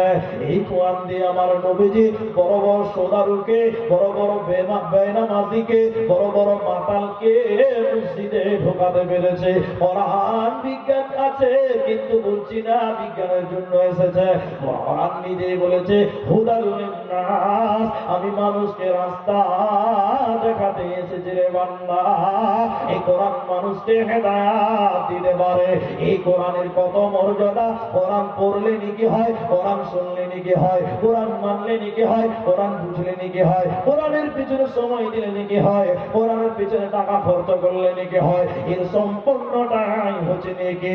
পৃথিবীতে যত বড় বড় কিতাব আছে না কেন, আপনি সারাদিন বিড়বিড় করে পড়েন, তাতে জ্ঞান বাড়তেও পারে, নাও বাড়তে পারে, কিন্তু নেকি পাবেন না। কিন্তু কোরআন এমন একটা কিতাব, পড়লেও নেকি, শুনলেও নেকি, মানলেও নেকি, টাকা দিলেও নেকি, শ্রম দিলেও নেকি। এবং নবীজি বলেছেন আর একটা একটা অক্ষরে 10-10টা করে নেকি হয়। এরই নাম কোরআন। আমার আল্লাহ বলেন, শুনে নাও, ওই কিয়ামতের কঠিন দিনে মানুষের জন্য সিয়াম মানে রোজা এবং কোরআন সাক্ষী হয়ে যাবে। এরই নাম কোরআন। আল্লাহ তাবারক ওয়া তাআলা বলেন, ওয়াল কিতাব, আমার কিতাবের উপরে ঈমান রাখতে হবে। এই কিতাবে কোনো ভুল নাই, এই কিতাবকে 100% বিশ্বাস করতে হবে, তবে তোমরা মুত্তাকি হতে পারবে। চারটা হলো। 5 নম্বরে আল্লাহ তাবারক ওয়া তাআলা বলেন, ওয়াল্লাযীন, নবীদের উপরে ঈমান। ভাই মেলাটি লোক এখনো আছেন, আপনাদের ধৈর্য অনেক আছে, আমি ফের আপনাদের কাছে এটা হাত তুলেন দেখি তো, কে কে নবীকে ভালোবাসেন? হাতটা নামাবেন না, ধরে রাখি, নামাবেন না কেউ। কে কে নবীকে ভালোবাসেন? যে বাসেন না সে নামান, আর যে না বাসবেন সে দাঁড়িয়ে থাকেন, হাত রাখেন, বাস নামান। হয়ে গেছে, হয়ে গেছে। এখানে কেউ বাদ করলো, কেউ বাদ করে। এবার বলেন, কার কার দাঁড়িয়েছে? মুখে হাত তুলে দিন। কার কার দাঁড়িয়েছে? কম উঠেছে না বেশি উঠেছে? বলো না, কম উঠেছে। বাস নামান, বাস হয়েছে। ওই যে তুই আমার বউ, হে তুই আমার 1 নম্বর বউ, আর ওকে হাত দিচ্ছে না, ওকে মারবে না? বলে লোককে বলছে ই আমার আপন বউ, আর বউকে যে তুই আমার একমাত্র বউ, আর ওকে ভাত দিচ্ছে না, সকাল বিকাল মারছে। বলে না লোক ভাত মারবে না? তো বলছে নবীকে ভালোবাসতে তো নবীর আমল সুন্নাত নাই। আজি এই যে আপনাদের মালদা টাউন কিনা, এই মালদা টাউনে স্টেশনে আছে, একটা কথা বলছি দেখেন মাঝখানে, স্টেশনে আছে, আল্লাহর কসম, এটা আমরা 2জন না 3জন বক্তা ছিলাম সেদিন। একটা ছেলেকে দেখতে পাচ্ছি, কি জানেন, এদিকে তাকান, একটা ছেলেকে দেখতে পাচ্ছি, ওর এখানে ফুল প্যান্টটা ছিঁড়া আছে, এখানে ছিঁড়া, এখানে ছিঁড়া, এখানে ছিঁড়া, এখানে ছিঁড়া, এখানে যে ছিঁড়া, ভিতরে আন্ডার প্যান্ট দেখতে পাওয়া যাচ্ছে। ওটা শরমই লাগছে। আপনাদের কি বলে, আন্ডার প্যান্ট বলে না জাঙ্গিয়া বলে? জাঙ্গিয়া বলে। তো এখানেও ছিঁড়া আছে, তোকে জাঙ্গিয়ে দেখতে পাওয়া যাচ্ছে, তোকে হোসি হয়েছে। আমার দিকে সারা লজ্জা লাগছে, ওর দিকে তাকে আমাকে লজ্জা লাগছে। তা আগে আমার বন্ধু বক্তা ছিল, আর দুটা ছিল মনে হয়, তাদেরকে বললাম, হ্যাঁ কি লজ্জা লাগছে না রে? ছিঁড়া কাপড় কিনে আছে, মানুষ শুনেছি গরিব হলে ছিঁড়া কাপড় কিনে। ই কোন গরিব রে বাবা? চোখে চশমা আছে, হাতে ঘড়ি আছে, আংটি আছে, আবার ছিঁড়া প্যান্ট কিনে বেরো আছে। তখন আমাকে বলছে, তোর বুদ্ধিটা যে কবে হবে এটা বুঝাতে পারছি না। ও বলছে আমার বন্ধুটা, আরে এটা কোনো ছিঁড়া মানে গরিব নয় রে, এটা হলো ফ্যাশন। এই যুগে যার যত ছিঁড়া কাপড় তার তত বলে ডিজাইন। বলেন কখন কখন কেউ কেউ ল্যাংটা হয়ে চলে আসবে, বলবে এটাও ডিজাইন। সারা ছিঁড়া কাপড় কিনছে, তা তো করে ডিজাইন হয়েছে। কখন কখন লাগতো হয়েছিল ডিজাইন ঘুষ আছে। এই যে আপনারা বল ছিঁড়া কাপড় পিঠা কোন নবীর সুন্নতি কে বলতে পারবেন? ছিঁড়া কাপড় পিঠা জ্যাঙের প্যান্ট দেখানো কোন নবীর সুন্নত কে বলতে পারবেন? নবীরা ছিঁড়া কাপড় পিনেছে, পিনেছে কিন্তু অভাবে পিনেছে, তো তোর কোনো অভাব নেই। একদিন বলছে নবীকে ভালোবাসি, নবীজির আদর্শ আমার ভিতরে নেই। আজকে আমরা দাবিতে 16 আনা নবীকে আমরা মহব্বত করি, ওর সুন্নাত আমার জীবনে বাস্তবায়ন নাই। তো আমার আল্লাহ বলেন ওয়ান্নাবিয়িন, নবীদের উপরে ঈমান। দেখবেন, দেখেন নবীদের উপরে সাহাবীদের ঈমানটা দেখেন কেমন ছিল, খুব মজা লাগবে। এটা রাস্তাটা, এটা রাস্তা কিনা, রাস্তাতে দেখেন আল্লাহ নবী একটা রাস্তাতে হেঁটে যাচ্ছেন, আর ওই দিক থেকে একটা কাফের উট নিয়ে যেছে বিক্রি করবে, উট উট। আল্লাহ নবীকে দেখে বলে কোথায় যাচ্ছিস রে? বলছে হুজুর বিক্রি করবো, বিক্রি করতে যাচ্ছে। আল্লাহ নবী বলছে কত লিবি? তো কত লিবি বল? মোটামুটি করেছে 12 দিরহাম দিবে, মোটামুটি ধরেন 12 দিরহাম। আল্লাহ নবী বলছে 10 দিরহাম দিব, দিবি? ও বলছে জি হ্যাঁ দিব। আল্লাহ নবী বলছেন আমি তো টাকা নিয়ে আসিনি, তো চল উটটা আমার বাড়িতে বেঁধে দিবি, টাকা নিয়ে ঘর যাবে। এবার এই কাফেরটা উট নিয়ে নবীজির পেছন পেছন হাঁটছে, বলেন দামদার হয়েছে না হয়নি? আপনারা বলেন দামদার হয়েছে না হয়নি? হয়েছে। রাসূলের পেছন পেছন হাঁটছে, আর এমন সময় ওই রাস্তা দিয়ে সামনের দিক থেকে একটা মুনাফিক আসছে। মুনাফিক কত ডেঞ্জারাস জানেন তো? ও করোনা ভাইরাসের চেয়ে ডেঞ্জারাস। ও মুনাফিকের কাজ হতে বেজার লাগে। এবার মুনাফিকের সঙ্গে হোলা মারছে, উল্টোলা করে কত হইলো, কত হইলো, উল্টোলা মারছে 10 দিরহাম হয়েছে। তখন বলছে যে লস 12 হতো, প্যাচ লাগিয়ে দিয়েছে, লস 12 হতো, প্যাচ লাগিয়ে দিয়ে চলে মুনাফিকে যেটা কাজ বলে দিয়ে চলে। এবার এই উত্তরা বলছে লসে আরো দিলাম। এবার বলছে আল্লাহ কি হলো রে? হুজুর দামটা ঠিক করে লাও, ভালো বাড়তি দিন ভালো না করাটাই ভালো, কত তার ইমান নাই। আল্লাহ বলছে তোর সাথে যে দামদার হয়েছে রে, না না ও বললো হবে না, দামদারটা করে নেন, বাড়িতে যে ঝামেলা না করাটাই ভালো। আল্লাহ বলছে তোর সাথে যে দামদার হলো, এত দামদার হলো হবে না, তো এলি কেন আমার পেছন পেছন? বলছে না না না ও বললো হবে না, দামদার করে নেন। দেখেন মুনাফিক কত যখন 2000 লাগিয়ে চলেছে। এবার আল্লাহ বলছে দামদার হয়েছে, বলছে হয়নি, অনেক দূর চলে গেছে। এমন সময় এক সাহাবী রাস্তার সাইডে এরকম দাঁড়িয়েছে, এরকম একদিকে তাকিয়ে দেখছে, নবীজি বলছে দামদার হয়েছে, আর বলছে দামদার হয়নি। আজব বাবা, নবীজি বলছে দামদার হয়েছে, বলছে হয়নি। সাহাবী কিন্তু আগা পিছা কিছু জানে না, খালি ওইটাই দেখছে, নবী বলছে দামদার হয়েছে, বলে হয়নি। এমন সময় কাফের উল্টোলা বলছে আচ্ছা নবী, হুজুর আপনি যা বারবার বলছেন দামদার হয়েছে, তা আপনার কোনো সাক্ষী আছে? বলেন আপনার কোনো সাক্ষী আছে? তখন এই সাহাবী যে দেখছে, ও এসে বলছে তাড়াতাড়ি উচ্ছার আমি সাক্ষী আছে, চামড়া খিচে নেবে, ভয় ছেড়ে দিয়েছে। আল্লাহ নবী অভাব চলে গেছে, টাকা নেই।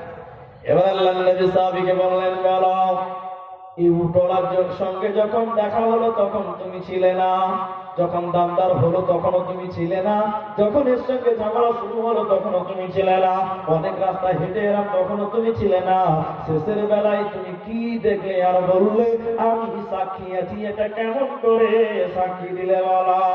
এবার সাহাবী বলছেন ইয়া রাসূলুল্লাহ, ইয়া হাবিবাল্লাহ, আপনি বলেছেন এদিকে সাজদা করো নামাজ পড়ে জান্নাতে যাবে, আমরা কোনদিন জান্নাত দেখি নাই। আপনি বলেছেন জুয়া খেলবে না, মদ খাবে না, তো জাহান্নাম যাবে, আমরা কোনদিন জাহান্নাম দেখি নাই। আপনি বলেছেন এদিকে সাজদা করলে আল্লাহ পাওয়া যাবে, আল্লাহর সঙ্গে মোলাকাত হবে, আমরা কোনদিন আল্লাহকে দেখি নাই। যেই লোকের কথার উপরে আমার পুরো ঈমান দাঁড়িয়ে আছে, যেই লোকের জবানের উপরে বিশ্বাস করে আমার পুরো ঈমান দাঁড়িয়ে আছে, ওই লোকটা একটা উটের ব্যাপারে মিথ্যা কথা বলবে, এটা কোনদিন হতে পারে না, পারে না, পারে না। এ ছিল সাহাবীদের, নবীদের উপরে ঈমান।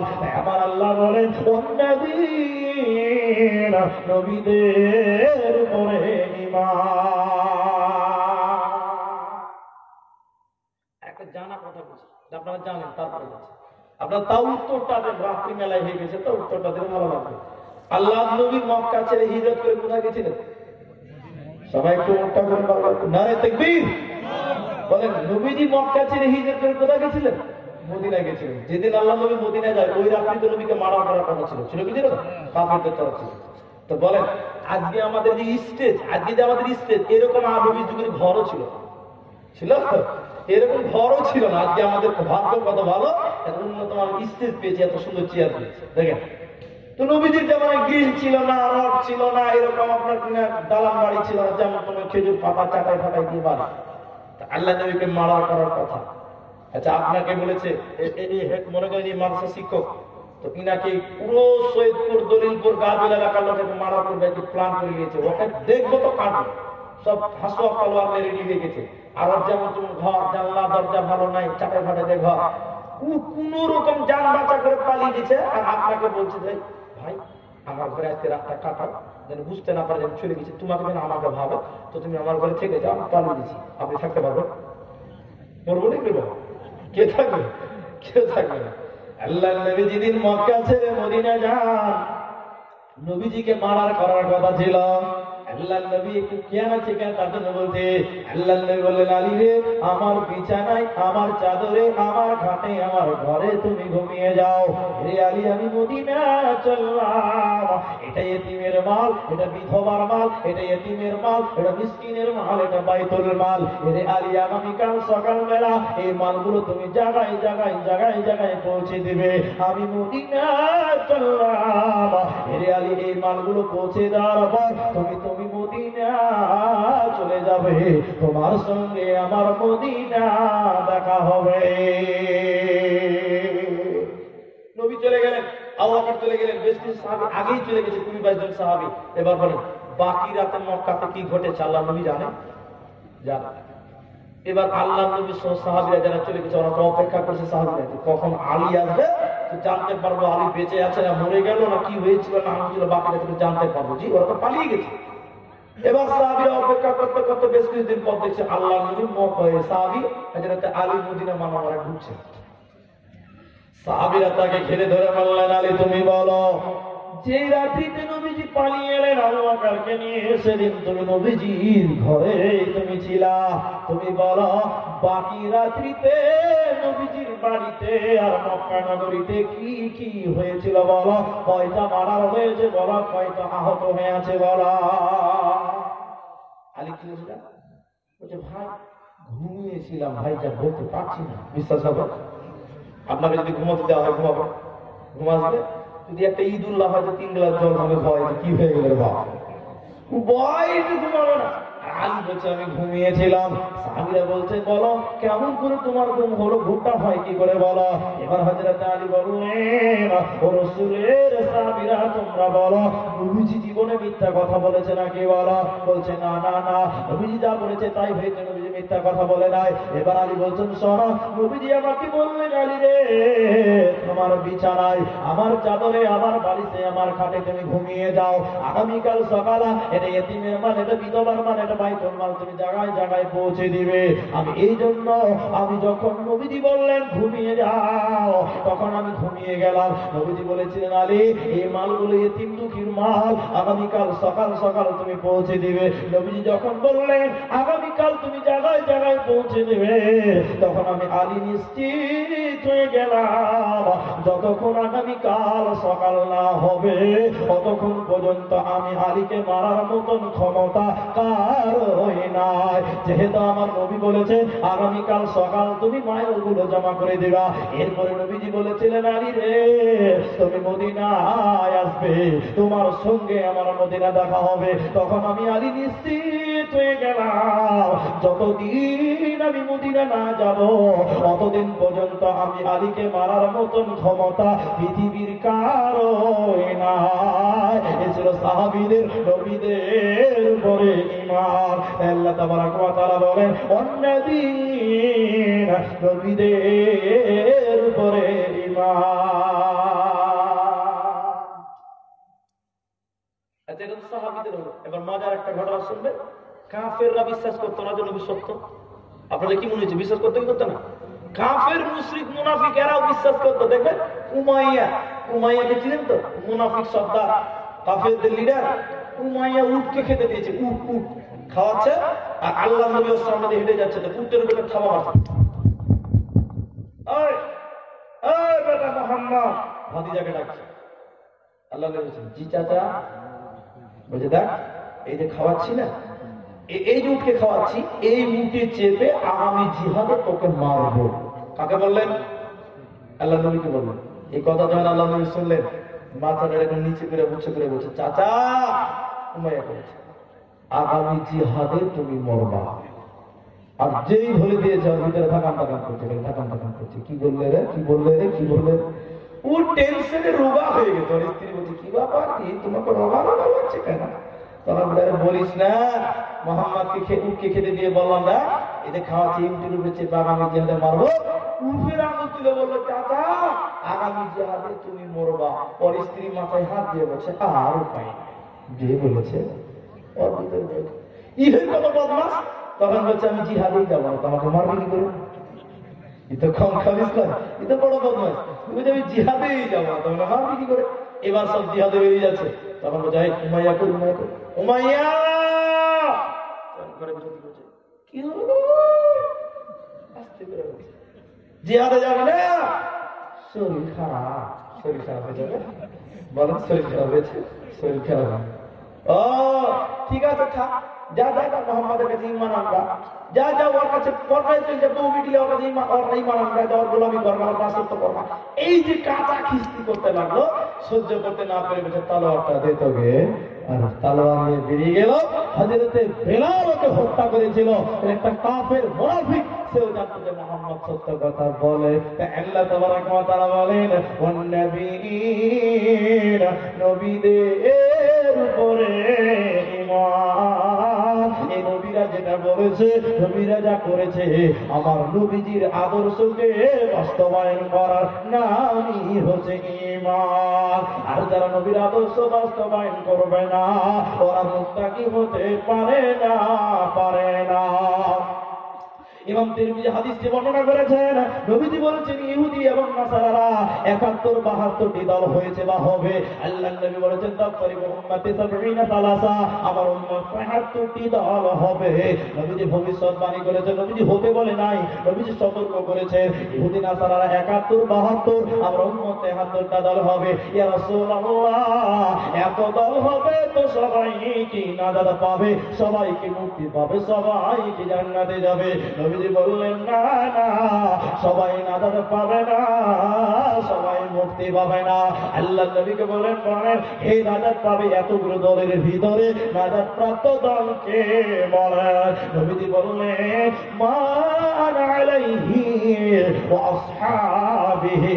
নবীজি বললেন, ইহুদি নাসারার ৭১-৭২ বাতিল, আমার উম্মত ৭৩-এর মধ্যে ৭২ বাতিল। তাহলে নাজাত পাবে কে? একটা দল নাজাত পাবে, ইল্লা মিল্লাতান ওয়াহিদা, একটা দল নাজাত পাবে। ইয়া রাসূলুল্লাহ, ওই নাজাত প্রাপ্ত দল একটা কে বা কারা? নবী বলেন, নবীজি বললেন, মা আনা আলাইহি, যারা আমাকে মানে, যারা আমাকে মানে, আমার আদর্শই চলে, আমাকে যারা ফলো করে, এরা নাজাত পাবে। ওয়া আসহাবিহি, এবং আমার সাহাবীদেরকে যারা মানে, এরা নাজাত পাবে। তাহলে জান্নাতে যাবে কারা? মুত্তাকি হবে তো আমার নবীকে মেনে নাও। আল্লাহ তাবারক ওয়া তাআলা বলেন, ওয়ান নবীর, নবীদের উপরে ঈমান। এই হাদিসটা বহু জায়গায় বলেছে, তারপরে আপনাদেরকে বলছি বিষয়ের মধ্যে এলো। আল্লাহর নবী বলেছেন, সহিহ বুখারীতে ৭২৮০ নম্বর হাদিস, আল্লাহর নবী বলেছেন, কুল্লু উম্মতি, আমার প্রত্যেকটা উম্মত। বুখারী মুসলিমের হাদিস বলছে, নবীজি বলেছেন, কুল্লু উম্মতি মানে আমার প্রত্যেকটা উম্মত ইয়াদখুলুনাল জান্নাতা, সবাই জান্নাতে যাবে। এরপরে নবীজি বললেন, ইল্লা মান আবা। বুঝতে পারেনি, বুঝালেই বুঝতে পারবেন। আচ্ছা, এতগুলো লোক আপনারা বসে আছেন, বহু ধৈর্য ধরেছেন, দেখেন আল্লাহ আপনাদের বসা দেখে খুশি হয়েছেন মনে করেন, আর হবে খুশি হবে না? আল্লাহ খুশি হবে। মনে করেন আমার কাছে ওহী আছে, আমি আলিমুল গায়ব নই, বুঝানোর জন্য বলছি। খুশি হয়ে আল্লাহ আমাকে বলছে, আব্দুর রহমান, জি আল্লাহ, তুমি বলে দাও সৈয়দপুর মাদ্রাসা জালসার প্যান্ডেলিতে এতগুলো নারী, এতগুলো পুরুষ, এত রাতটি বসে আছে, তো আমাকে দেখে ভালো লেগেছে, তো ওদেরকে বলে দাও এরা সবাই জান্নাতে যাবে। কথাটা শুনে ভালো লাগবে না? মনটা খুশি হবে না করে? এরপরে আল্লাহ বলছে তবে, আল্লাহ যদি তবে বলে তখন ভয় লাগবে না? সবাই জান্নাতে যাবে, তবে ভয় লাগবে কি লাগবে না? আল্লাহ বলেন, নবীজি বলেছেন সবাই জান্নাতে যাবে, কিন্তু এবার কিন্তু আল্লাহকে বলছেন সবাই জান্নাতে যাবে, কিন্তু কিন্তুটাকে এই এতগুলো লোকের ভিতরে তিনটা এমন মাল ঢুকে আছে, এমন লোক আছে যারা জাহান্নামে যাবে। তখন আপনি কি করবেন? বসে থাকবেন। তখন আল্লাহকে বলবেন, আল্লাহ ওই তিনটাকে বলে ওর সঙ্গে থাকবে না, 14 গোষ্ঠীর সঙ্গে থাকবে না, বলবো কি বলবো? এখানে আবার হাদিস আবার ঢুকে নবীজি বললেন, আমার প্রত্যেক উম্মত জান্নাতে যাবে, তবে আবা জান্নাতে যাবে না। সাহাবীরা জিজ্ঞাসা করলেন, ইয়া রাসূলুল্লাহ, আবা কে জাহান্নাম যাবে, বাকি সবাই জান্নাতে যাবে, ওই জাহান্নামীদের পরিচয়টা একটু দিয়ে দে, জান্নাতীদের পরিচয় দিয়ে দে। নবীজি বললেন, কালা মান আতাআনি দাখালাল জান্নাহ, যারা আমার ইতাআত করলো, যারা আমাকে মেনে নিল, এরা জান্নাতে যাবে। ওয়া মান আসানি ফাকাদ আবা, আর যারা আমার অবাধ্য, আমাকে মানল না, আমার আদর্শ মানল না, এরাই কিন্তু জাহান্নাম যাবে। তাহলে জান্নাতে যাবে কে? যারা নবীকে মানল, নবীজির উপরে ঈমান আনলো, এরাই জান্নাতে যাবে। আল্লাহ তাবারাকা ওয়া তাআলা ৫ম নম্বর ঈমান বললেন, ওয়ান্নাবিয়্যিনা, আমার নবীদের উপরে ঈমান। এবার আপনারা আমার হাতের দিকে তাকান। ১ নম্বর আল্লাহ বলে যদি মুত্তাকি হবে তো আল্লাহর উপরে ঈমান, ২য় নম্বর আখিরাতের উপরে ঈমান, ৩য় নম্বর আল মালাইকা, ফেরেশতাদের উপরে ঈমান, ৪র্থ নম্বর বলছে ওয়াল কিতাব, আমার কিতাবের উপরে ঈমান, ৫ম নম্বর বলছে ওয়ান নবিয়্যিন, নবীদের উপরে ঈমান।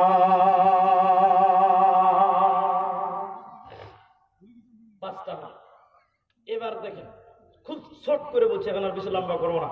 আর 5টা আমল আল্লাহ বলেছে, ওই 5টার মধ্যে আধা ঘন্টা 1 ঘন্টা লাগাবো না, আধা ঘন্টাও লাগাচ্ছি, একদম অল্প, আধা ঘন্টার কম সময়, মানে কি অল্প সময় বলে দিচ্ছি। আর 5টা আমল করতে হবে আল্লাহ বলেছে। এই 5টা ঈমান বলার পর 5টা আল্লাহ তাবারাকা ওয়া তাআলা আমল বললেন। দেখেন খুব অল্প সময় আল্লাহ বলছেন, ওয়াতাল মালা আলা হুব্বিহি দাবিল কুরবা ওয়াল ইয়াতামা ওয়াল মাসাকিন। আল্লাহ তাবারাকা ওয়া তাআলা বলেন, তোমরা 5টা ঈমান আর 5টা আমল করতে হবে। 1 নম্বর আমল হচ্ছে মাল দান করতে হবে আল্লাহর মহব্বতে। কোথা দিবেন? ওয়াল ইয়াতামা, এতিমদেরকে, মিসকিনদেরকে, মুসাফিরদেরকে, দোস্ত গরিবকে, নিকট আত্মীয়দেরকে দিতে হবে। তাহলে 1 নম্বর দান হচ্ছে মাল দান করতে হবে। উপমা দিছি, দেখেন উদাহরণ দিছি। নবী এবং সাহাবীরা বেশ কিছু জন যখন মদিনা গেলেন, তো মদিনা তো মরুভূমির মাটি, পানির খুব অভাব। আপনাদের দিকে পানির অভাব নেই, আমাদের দিকে তার চেয়েও পানির অভাব কম। আমার কাকা একদিন কি বলছে জানেন, পুকুর খুঁজছে, পুকুর বুঝেন তো আপনারা, কি বলেন আপনি? পুকুর খুঁজছে, ও পুকুর খুঁজছে, তা আমাকে বলছে, ভাতিজা আব্দুর রহমান, জি কাকু, আমরা কাক্কা বলি, আমাদের দেশে কাক্কা বলে, কাক্কা, জি কাক্কা, পানি দেখি, পানি পানি দেখাও। 1 কোদল মারছে তো পানি বেরিয়ে দিচ্ছে। পানি কত সহজ, মানে আমার দিকে 8 ঘন্টাতে একটা কল্পতা হয়েছে, কোনো ব্যাপারই না, এত নিকটে না। তো মরুভূমির মাটি মদিনা, পানির খুব অভাব। একটা মুনাফিক ছিল, জানো, একটা মুনাফিক ছিল। তো মুনাফিকটা ওর একটা কুয়া আছে, ওই কুয়াতে পানি কিনে কিনে খেতে হতো। তো মরুভূমির মাটিতে পানির এমনিতে অভাব, পানি কিনে কোথায় খাবো? জি, পানি পাবে কোথায়? ডক্টর উসমান গনি লিখছে, তো পানি কিনে কিনে খেতে হতো কুয়া। তখন আল্লাহ নবী বললেন, এই কুয়াটা যে কিনে গরিবের জন্য দান করে দিতে পারবে, আল্লাহ তাকে জান্নাত দিবে। উসমান গনি, গনির মানে তো বড় লোক, জানেন তো, গনির মানে মালদার। উসমান বলছে, চান্স পেয়েছি রে ভাই, চান্স ছাড়া যাবে। উসমান বড় লোক মানুষ, ওই মুনাফিকের কুয়াওয়ালা মুনাফিককে দিয়ে বলছে, ভাই তুইও বড় লোক, আমিও বড় লোক, তোর মাল আছে আমারও মাল আছে। রে ভাই তুইও বড় লোক, আমিও বড় লোক, তোর মাল আছে আমারও মাল আছে। এক কাজ করো রে ভাই, ওই কুয়াটা আমার কাছে বিক্রি করে দাও, আমাকে অর্ধেক বিক্রি করে দাও, অর্ধেক মালিক আমি হয়ে যাবো, অর্ধেকটা বিক্রি করে দাও, অর্ধেক মালিকটা আমি হয়ে যাবো। তোমার যা কাপের মুসিবত আছে তুমি পাবে, আমার যা মনে আমার নবীর মুরগি সাবিয়েছে তাদের চরিত্র তুমি পেয়ে যাবে। ওই মুনাফিকটা বড় লোভী ছিল, বলছে ভালো বন্ধু পেয়েছি, উসমানের কাছে ওই কুয়াটা অর্ধেক বিক্রি করে দিল। এবার দুইজন মিলে ভাগে ব্যবসা করছে, একদিন দুদিন তিন দিন ব্যবসা করার পর বলছে উসমান ভাই ব্যবসা ভালো চলছে না, দুজন হাতে ব্যবসা করলে ঝামেলা হবে, ব্যবসা আমি করতে পারবো না, চলো কুয়াটা ভাগ করে নে। কুয়া ভাগ করা যাবে, কুয়াতে দেওয়া যাবে। উসমানকে যখন এই কথা বলছে সম্পূর্ণ মুনাফিক বলছে ভাই তুমি পাল্টে গেলে কেন, কুয়াতে ভাগ করা যাবে। তখন উসমান বললেন তোমার সঙ্গে আমি ভাগে ব্যবসা করতে পারবো না, কুয়া ভাগ করে দাও। কি করে ভাগ করবি রে ভাই? বলছে 2 দিন তুমি পানি বিক্রি করবে আর আমি 2 দিন পানি বিক্রি করবো। যেদিন আমি পানি বিক্রি করবো টাকা আমার, যেদিন তুমি পানি বিক্রি করবে টাকা তোমার। বলে ঠিক আছে। এবার যেদিন এই কাফির এই মুনাফিক যেদিন পানি বিক্রি করে টাকা নেয় আর যেদিন উসমানের পানি থাকে, উসমান বলে দিয়েছে হে মদিনা আনসার মুহাজির গরীব ধনীরা, এই কুয়া থেকে পানি যেদিন আমার পানি থাকবে টাকা লাগবে না, এমনি পানি নিয়ে যা। যেদিন ওর পানি থাকে সবাই পানি নিয়ে জমা করে রাখে, আর মুনাফিকের যেদিন পানি থাকে সেদিন বিক্রি হয়, টাকা দেখে পানি কিনবে, কেউ কিনে না। 2 দিন পর বলছে ভাই ব্যবসা ভালো চলছে না, তুমি কোনটা ভাই নিয়ে না। উসমান তখন লড়াই গিয়ে বললেন ও মদিনার গরিবেরা, আজ থেকে এই কুয়াতে পানি পান করতে কোনো টাকা লাগবে না, লাগবে না, লাগবে না।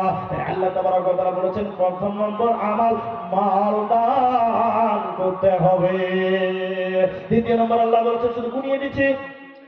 দ্বিতীয় নম্বর আল্লাহ তাবারক ওয়া তাআলা বলছেন ওয়া আকামাস সালাতা, নামাজ কায়েম করতে হবে। 3 নম্বর বলছে ওয়া আতাজ যাকাতা, যাকাত প্রদান করতে হবে। চতুর্থ নম্বর বলছে ওয়াদা রক্ষা করতে হবে, যার সঙ্গে যে ওয়াদা হবে ওয়াদা রাখতে হবে। পঞ্চম নম্বর আমার আল্লাহ বলেন ওয়াস-সাবিরিনা ফিল বাসাই ওয়াদ-দাররাই ওয়া হিনাল বাস। আল্লাহ তাবারক ওয়া তাআলা বলেন বিপদে আপদে সুখে দুঃখে চড়াই উতরায় জিহাদের ক্ষেত্রে যুদ্ধের ক্ষেত্রে ধৈর্য ধরতে হবে, ধৈর্য হারা হওয়া যাবে না। এই 5টা 10টা যার ভিতরে এসে যাবে রে, আমার আল্লাহ বলেন উলাইকাল্লাযীনা সাদাকু, এই লোকেরা হচ্ছে প্রকৃত সত্য, ওয়া উলাইকা হুমুল মুত্তাকুন, এরা হলো প্রকৃত মুত্তাকি। আমার আল্লাহ বলে ইন্নালিল মুত্তাকিনা মাফাজা।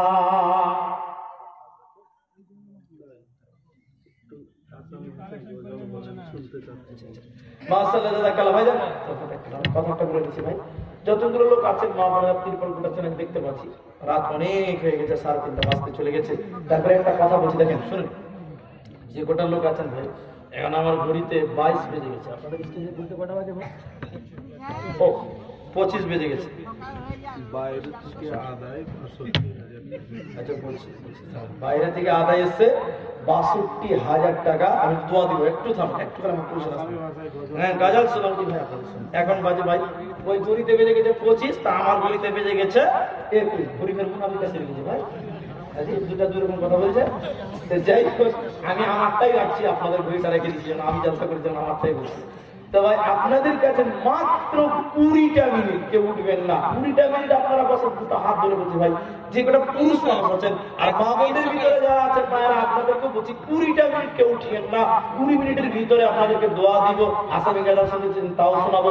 এই 20টা মিনিট কেউ উঠিয়ে না। যে কটা লোক আছেন একটু জুড়ে বলেন ইনশাআল্লাহ। মাশাআল্লাহ জাযাকাল্লাহ। তো মা বোনদের কাছে অনেক টাকা এসেছে, আসামি গাজার আবদার হয়েছে শোনাবো। তো ভাইজান আমার কাছে এসেছে একটা নাক ফুল, এটাকে ফুল বলে তো, এটা নাক ফুল এসেছে, আমাদের বিয়ে যেটা বাধ্যতামূলক দিতেই হবে, এটা নাক ফুল এসেছে। আর দিয়েছে 100 টাকা। আল্লাহুম্মা সাল্লি আলাইহি। কে উঠবেন না, একসঙ্গে উঠবো, দোয়া করব। আচ্ছা বেনামিতে আল্লাহ দিল 500 টাকা, এই দান গ্রহণ করো তুমি দয়াবান, আরো দেওয়া দিব কত জন্য দেতা হয়, গুনাহ খাতা মাফ করো তুমি বলো আমিন সুম্মা আমিন।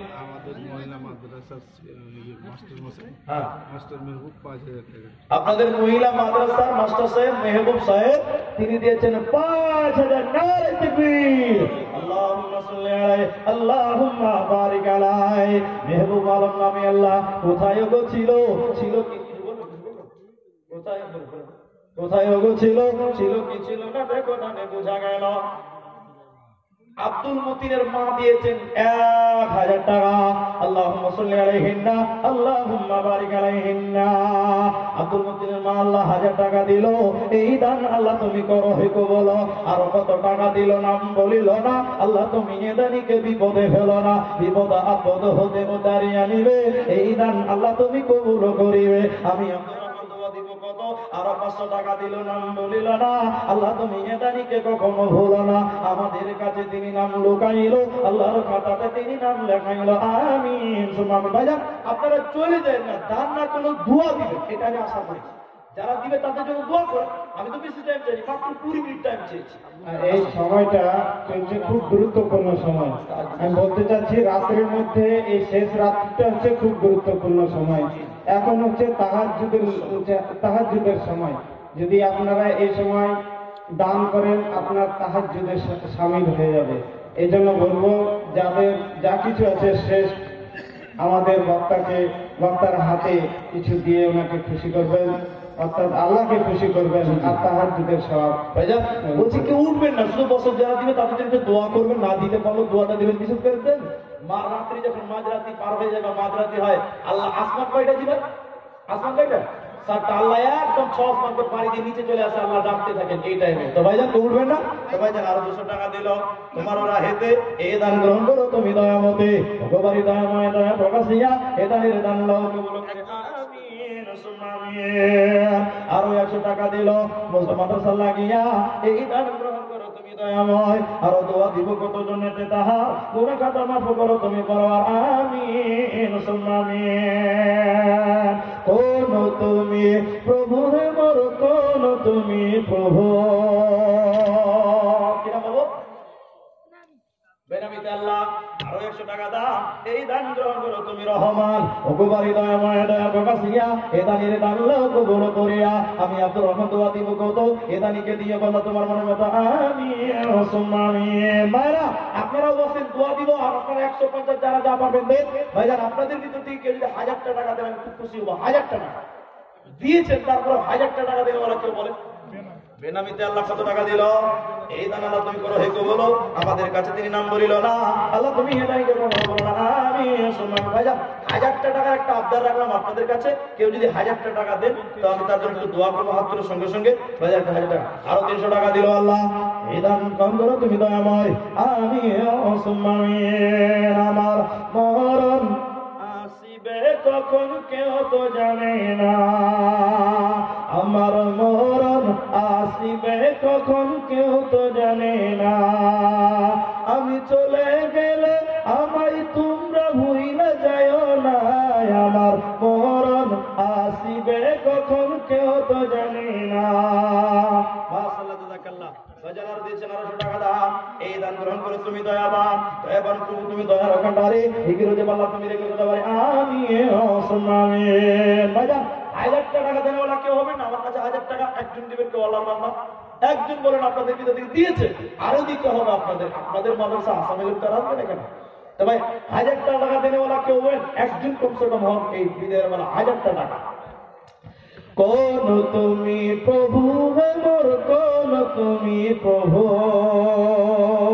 কিও দেখানি দিলা তোতে যে থাকিলা, কোনদিনা দেখা পান তোমাকে প্রভু হে, কোনদিনা দেখা পান তোমার। আদমকে বানাই তুমি জান্নাতে রাখিলা, হাওয়াকে তো বানাই তুমি লগতে পাঠালা। কোন তুমি প্রভু হে মোর, কোন তুমি প্রভু। আরো কত টাকা দিল আল্লাহ। এই দান গ্রহণ করো তুমি দয়াময় রহমান রহিম। তুমি সতর গফার মিটিয়ে দাও তার মনের আরমান। আপনার কামনা তুমি পূরণ করিবে, জান্নাতের ভিতরে ঘর বানাবে। আমিন সুম্মা আমিন। ভাইজান 1000 টাকা দিনে ওরা কেউ হবেন না। আরো 150 টাকা দিল নাম বলিল না, আল্লাহ তুমি এ দানিকে বিপদে ফেলো না, বিপদ আপদ হতে দাঁড়িয়ে নিবে। এই দান আল্লাহ তুমি কবুল করিবে। আমিন সুম্মা আমিন। ভাইজান আসেন মা বোনেরা, আপনারা 10 টাকা 50 টাকা 100 টাকা যদি কেউ দেন, আর যদি না থাকে মায়েরা তাহলে একটা করে চাঁদের আংটি, কেউ কেউ আছে যদি একটা করে চাঁদের আংটি দেন তো খুব খুশি হবো বিদায়ের বেলা। আরো আল্লাহ তোমার 200 টাকা দান, আরো 100 টাকা দিলে এই করে করে কত টাকা দান, এই দান গ্রহণ করো তুমি রহমান ভগবানী দয়া প্রকাশিয়া এ দানের দান আল্লাহ কবুল করে আমিন ওসমানিন। কত টাকা কত পয়সা কত রাস্তায় খরচ হয় আল্লাহর রাস্তায়। মাহমুদের ভিতর থেকে 300-400 টাকা আল্লাহুম্মা সাল্লি আলাইহি আল্লাহিন্না আল্লাহুম্মা বারিক আলাইহিন্না। কত টাকা কত পয়সা কত রাস্তায় খরচ হয় আল্লাহর রাস্তায় দান করিলে আখিরাতে জমা হয়। দানকারীর মাতা পিতা আল্লাহ সুখে রাখো কবরে, নূরের টুপি মাথায় দিয়া উঠাইও রোজ হাসরে। আম্মা বাপ আল্লাহুম্মা সাল্লি আলাইহি আল্লাহুম্মা বারিক আলাইহি। আরো 100 টাকা মাওলা দান করি এলো, এই দান কবুল করো তুমি রহমান ভগবানী দয়াময় দয়া প্রকাশিয়া এ দানিদের দান আল্লাহ কবুল করিয়া আমিন ওসমানিন। ভাইজান একটা আবদার করেছি আপনাদের কাছে, ওই আবদারটা কি পূর্ণ করবে না কেউ? 1000 টাকা আমি বাকিতেই লিখে দেব, 1000 টাকা চেয়েছি, 1000 টাকা। বহু টাকা মোদিকে চলে যাবে। আসল ভাইজান আল্লাহুম্মা সাল্লি আলাইহি আল্লাহুম্মা বারিক আলাইহি লান তানালুল বিররা হাত্তা তুনফিকু মিম্মা তুহিব্বুন। পছন্দ করো যাহা নিজের তরেতে, অকাতরে করো দান আল্লাহর রাহেতে। অপছন্দ করো যাহা করিও না দান, এই কথা বলিতেছে আল্লাহর কোরআন। ভাইজান আরে 11 মিনিট টাইম আপনাদের আছে, আমি তো 20 মিনিট চেয়েছি, মাত্র 9 মিনিট হয়েছে। আল্লাহুম্মা সাল্লি আলাইহি আল্লাহুম্মা বারিক আলাইহি। আরো 100 টাকা দান ভগবানী দয়াময় দয়া প্রকাশিয়া এ দানের দান আল্লাহ কবুল করিয়া ভগবানী দয়াময় দয়ার ভান্ডারী হিজির যে পাল্লা তুমি রে কবুলবারি আমিন ওসমানিন। আমায় গাইতে দাও দয়াল বাধা দিও না, মনের কথা বলতে দাও প্রভু বাধা দিও না। মাশাআল্লাহ জাযাকাল্লাহ। আর 50 টাকা দান, এই দান গ্রহণ করো তুমি দয়াবান আমিন সুম্মামিন। ভাইরা আপনারা দিচ্ছেন তো, আপনারা দিচ্ছেন তো আপনাদেরকে কি বলবো, 1000 টাকা চেয়েছিলাম, যদি আপনাদের অপারক হয় তো লাস্ট আরেকটা কথা আপনাদেরকে বলছি ভাইজান। আরো মোটামুটি 150 টাকা দান করেছে। আল্লাহুম্মা সাল্লি আলাইহি আল্লাহুম্মা বারিক আলাইহি মাওলা। 150 টাকা দান, এই দান কবুল করো তুমি দয়াবান। দিব কত এই দানিকে দিয়ে বলো তোমার মনের মতো আমিন সুম্মামিন। তুমি আমার আব্বার হাজার টাকা আছে না, কি নাম আছে? মোহাম্মদ আনসার দিয়েছেন 1000 টাকা। আল্লাহুম্মা সাল্লি আলাইহি আল্লাহুম্মা বারিক আলাইহি। হাত তুলুন ভাই, আব্বার রেখেছে, আপনার অনেকগুলো দান দিয়েছেন, 100 টাকা আমার কাছে আছে, একটু দোয়া করবো আপনাদের জন্য। একটু আমার তো সময় হয়নি রে ভাই, আমি তো 20 মিনিট টাইম চেয়েছি, তো একটু দোয়া করতে হবে। আল্লাহুম্মা আমিন। يا حي يا قيوم برحمتك نستغيث ربنا آتنا في الدنيا حسنة وفي الآخرة حسنة وقنا عذاب النار اللهم اغفر لي وارحمني واهدني وعافني وارزقني الله إله العالمين أنت الذي جعلت টাকা কেউ দিয়েছে 50 টাকা, কেউ দিয়েছে 300, 500 টাকা, কেউ দিয়েছে 100, কেউ দিয়েছে 50 টাকা দান করেছে। মাওলা সকলে দান তুমি সকলে গ্রহণ করে নাও। ইলাহ আলামিন যারা দান করেছে মাওলা সকলে নিয়ত তুমি পূর্ণ করে নাও। মাহবুব কেউ দানের বদলা তুমি বদলা দান করে দিও মাওলা। কথা বিধানের সন্তান মারা গেছে মাওলা, তাদেরকে কবর মানা করে দাও। ইলাহ আলামিন যারা যে নিয়তে দান করছেন করবেন মাওলা সকলে দান তুমি গ্রহণ করে নাও। আল্লাহ হুজুরের বরকত দাও, আল্লাহ জানে হিফাজত করো, মানে হিফাজত করো, ফসল দিতে বরকত দাও আমিন ওয়া আমিন। ভাইজান একটা কোরআনের দাম দেন 300 টাকা, 300 টাকা একটা কোরআনের দাম দেন। এই মাদ্রাসা বিরাট মাদ্রাসা, আপনাদের মহিলা মাদ্রাসা এবং পুরুষ ছেলেদের মাদ্রাসা, দুতরফা মাদ্রাসা আছে, এটা করে কোরআনের দাম দেন। আল্লাহুম্মা সাল্লি দিয়ে কত আছে ভাই? 500 টাকা দান, এই দান গ্রহণ করে তুমি দয়াবান আমিন সুবহানাল্লাহ। কবুল দিয়েছে মাওলা, এই দান গ্রহণ করে তুমি রহমান আমিন। বজিবি বান্দা হয় তোরে বারে বারে কেটে বেনামিতে আল্লাহ। আর 1000 টাকা দিল, এই দান আল্লাহ তুমি করো হে কবুল। আমাদের কাছে তিনি নাম লোকাইলো, আল্লাহর খাতাতে তিনি নাম লেখাইলো। দয়াবান প্রভু তুমি দয়ার কান্ডারে দেখি রোজে পাল্লা তুমি রেখো সদা ভারে। এই করে করে কেউ দিল 100 টাকা দান, এই দান গ্রহণ করো তুমি রহমান রহমান রহিম, তুমি সত্তর গাফার মিটিয়ে দাও তারা মনে রহমান আমিন ওয়া আমিন। ভাইজান একটা করে কোরআনের দাম দেন 300 টাকা, এই তাহাজ্জুদের সময় আল্লাহর কালাম দেন। আমি বললাম না কোরআন সাক্ষী হবে মানুষের জন্য এবং সিয়াম সাক্ষী হয়ে যাবে মানুষের জন্য।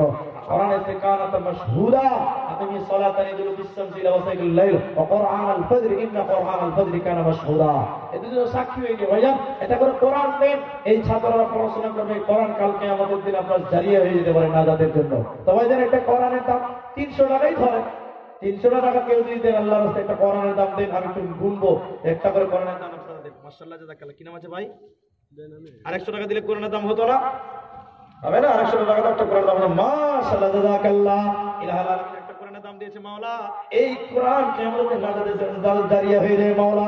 মাওলা গো কোরআন দিয়েছে মধুর খুবই রাতে তাহাজ্জুদের সময় আল্লাহ এই দানকে গ্রহণ করে নাও মাওলা। আর একজন দিয়েছে একটা কোরআন দান, এই দান গ্রহণ করে তুমি দয়াবান। আল্লাহুম্মা সাল্লি আলাইহি আল্লাহুম্মা বারিক আলাইহি। ভাইজান বলেন 3 নম্বর কোরআন দান দেন আমার কোরআন।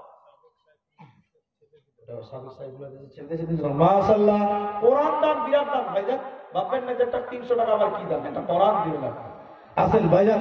বুঝিবি বুঝিবি বুঝিবি বান্দা হর ওই তরে বারে বারে কয় যেদিনা নিদারুন হেদিনা নিদারুন হেদিনা বুঝিবি তাই এ বান্দা হর হেদিনা বুঝিবি তাই।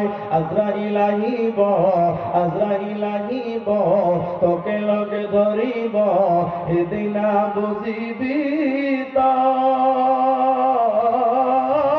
যাব লাগিব অকলে অকলে চাই থাকিব রই রই হেদিনা বুঝিবি তাই এ বান্দা হেদিনা বুঝিবি তাই। কত আছে বাবু? 300 200 টাকা দাম। এই দান গ্রহণ করে তুমি রহমান। আল্লাহুম্মা সাল্লি আলাইহি আল্লাহুম্মা বারিক আলাইহি। ভাইজান 3 নম্বর কোরআন দেনেওয়ালা কে হন? আল্লাহর রাস্তায়। মাশাআল্লাহ জাযাকাল্লাহ। আরো একটা কোরআন দিল দান, এই দান গ্রহণ করে তুমি দয়াবান। দয়াবান প্রভু তুমি দয়ার কান্ডারি কি রে বলো আমিন সুমামিন। কি নাম আছে ভাই? মাশাআল্লাহ জাযাকাল্লাহ। বেনামিতে মাশাআল্লাহ জাযাকাল্লাহ। 4 নম্বর বলেন ভাই কোরআন। একটা বেনামিতে দিল 500 টাকা দান, এই দান গ্রহণ করে তুমি রহমান। আরো 500 টাকা দিল নাম করিল না আল্লাহ, তুমি এদানিকে বিপদে ফেলো না। আমিন সুমামিন। কবর মাঝে মা বাবাকে দেখা যাবে না, দেখবো যাকে তিনি হলেন সোনার মদিনা। কবর মাঝে মা বাবাকে দেখা যাবে না, দেখবো যাকে তিনি হলেন সোনার মদিনা। ও ভাই বুঝবো তখন রসুল বিনে আপন কেহ নাই, আমার মরণ আসিবে কখন কেউ তো জানে না, আমার মরণ আসিবে কখন কেউ তো জানে না। ভাইয়া কোরআন দেনেওয়ালা 4 নম্বর বলেন কোন আল্লাহর বান্দা দুজন দিয়েছে 500 বছর করে দান, এই দান গ্রহণ করো তুমি দয়াবান। দয়াবান প্রভু তুমি দয়ার কান্ডারি, এই করো যে আল্লাহ তুমি রেখে দিতে পারি। আমিন সুম্মা আমিন। আরো 60 টাকা দিল নাম ধরিল না আল্লাহ, তুমি এ দানিকে কখনো ভুলো না। কোথায় গো ছিল ছিল কি ছিল না দেখো দানে বোঝা গেল। ভগবান দয়াময় দয়ার অবকাশিয়া এ দানির দান আল্লাহ কবুল করিয়া। আমিন সুম্মা আমিন। ভাইজান আর 4 মিনিট সময় আপনাদেরকে বসতে বলছি, তারপর একটু দোয়া করবো ভাইজান। ওই দোয়ার আগে মা বোনের আপনারা যদি আর কেউ দেন, মায়েরা যদি আপনারা লেখাতে পারেন তাও লেখাতে পারেন, এটা করে কোরআন দেন। একটু ধরে এটা ধরেন। মাশাআল্লাহ জাযাকাল্লাহ। বলেছে 200 টাকা রাতুল। মাশাআল্লাহ জাযাকাল্লাহ। রাতুল উপর মাদ্রাসা আছে না? রাতুল মাদ্রাসা আমরা ফোন করেছি যে রাতুল গ্রাম থেকে আল্লাহ দিয়েছে 200 টাকা দান, এই দান গ্রহণ করে তুমি রহমান। দুটো করে দাও। মাশাআল্লাহ জাযাকাল্লাহ। 2খানা কোরআন, তাহলে ওদিকে 4টা 6টা আর দিয়েছে 200 টাকা। 6টা কোরআন হয়ে গেছে মাওলা কারীম। আল্লাহ গো যে নিয়তে যারা দান করেছে মাওলা 300 টাকা আছে কি? 7 নম্বর হয়ে গেছে। 8 নম্বর বলে চট করে বলেন 3 মিনিটের পরে আমি একটা দোয়া করব ভাইজান। বলেন 8 নম্বর কোন আল্লাহর বান্দা একটা কোরআন দিবেন আছেন, চট করে দিয়ে যান একটা কোরআন। কোরআন শিক্ষা করো মুমিন, কোরআন আল্লাহর বাণী, এই কোরআন বানাবে তুমি। আপনি দিয়েছেন মাশাআল্লাহ জাযাকাল্লাহ।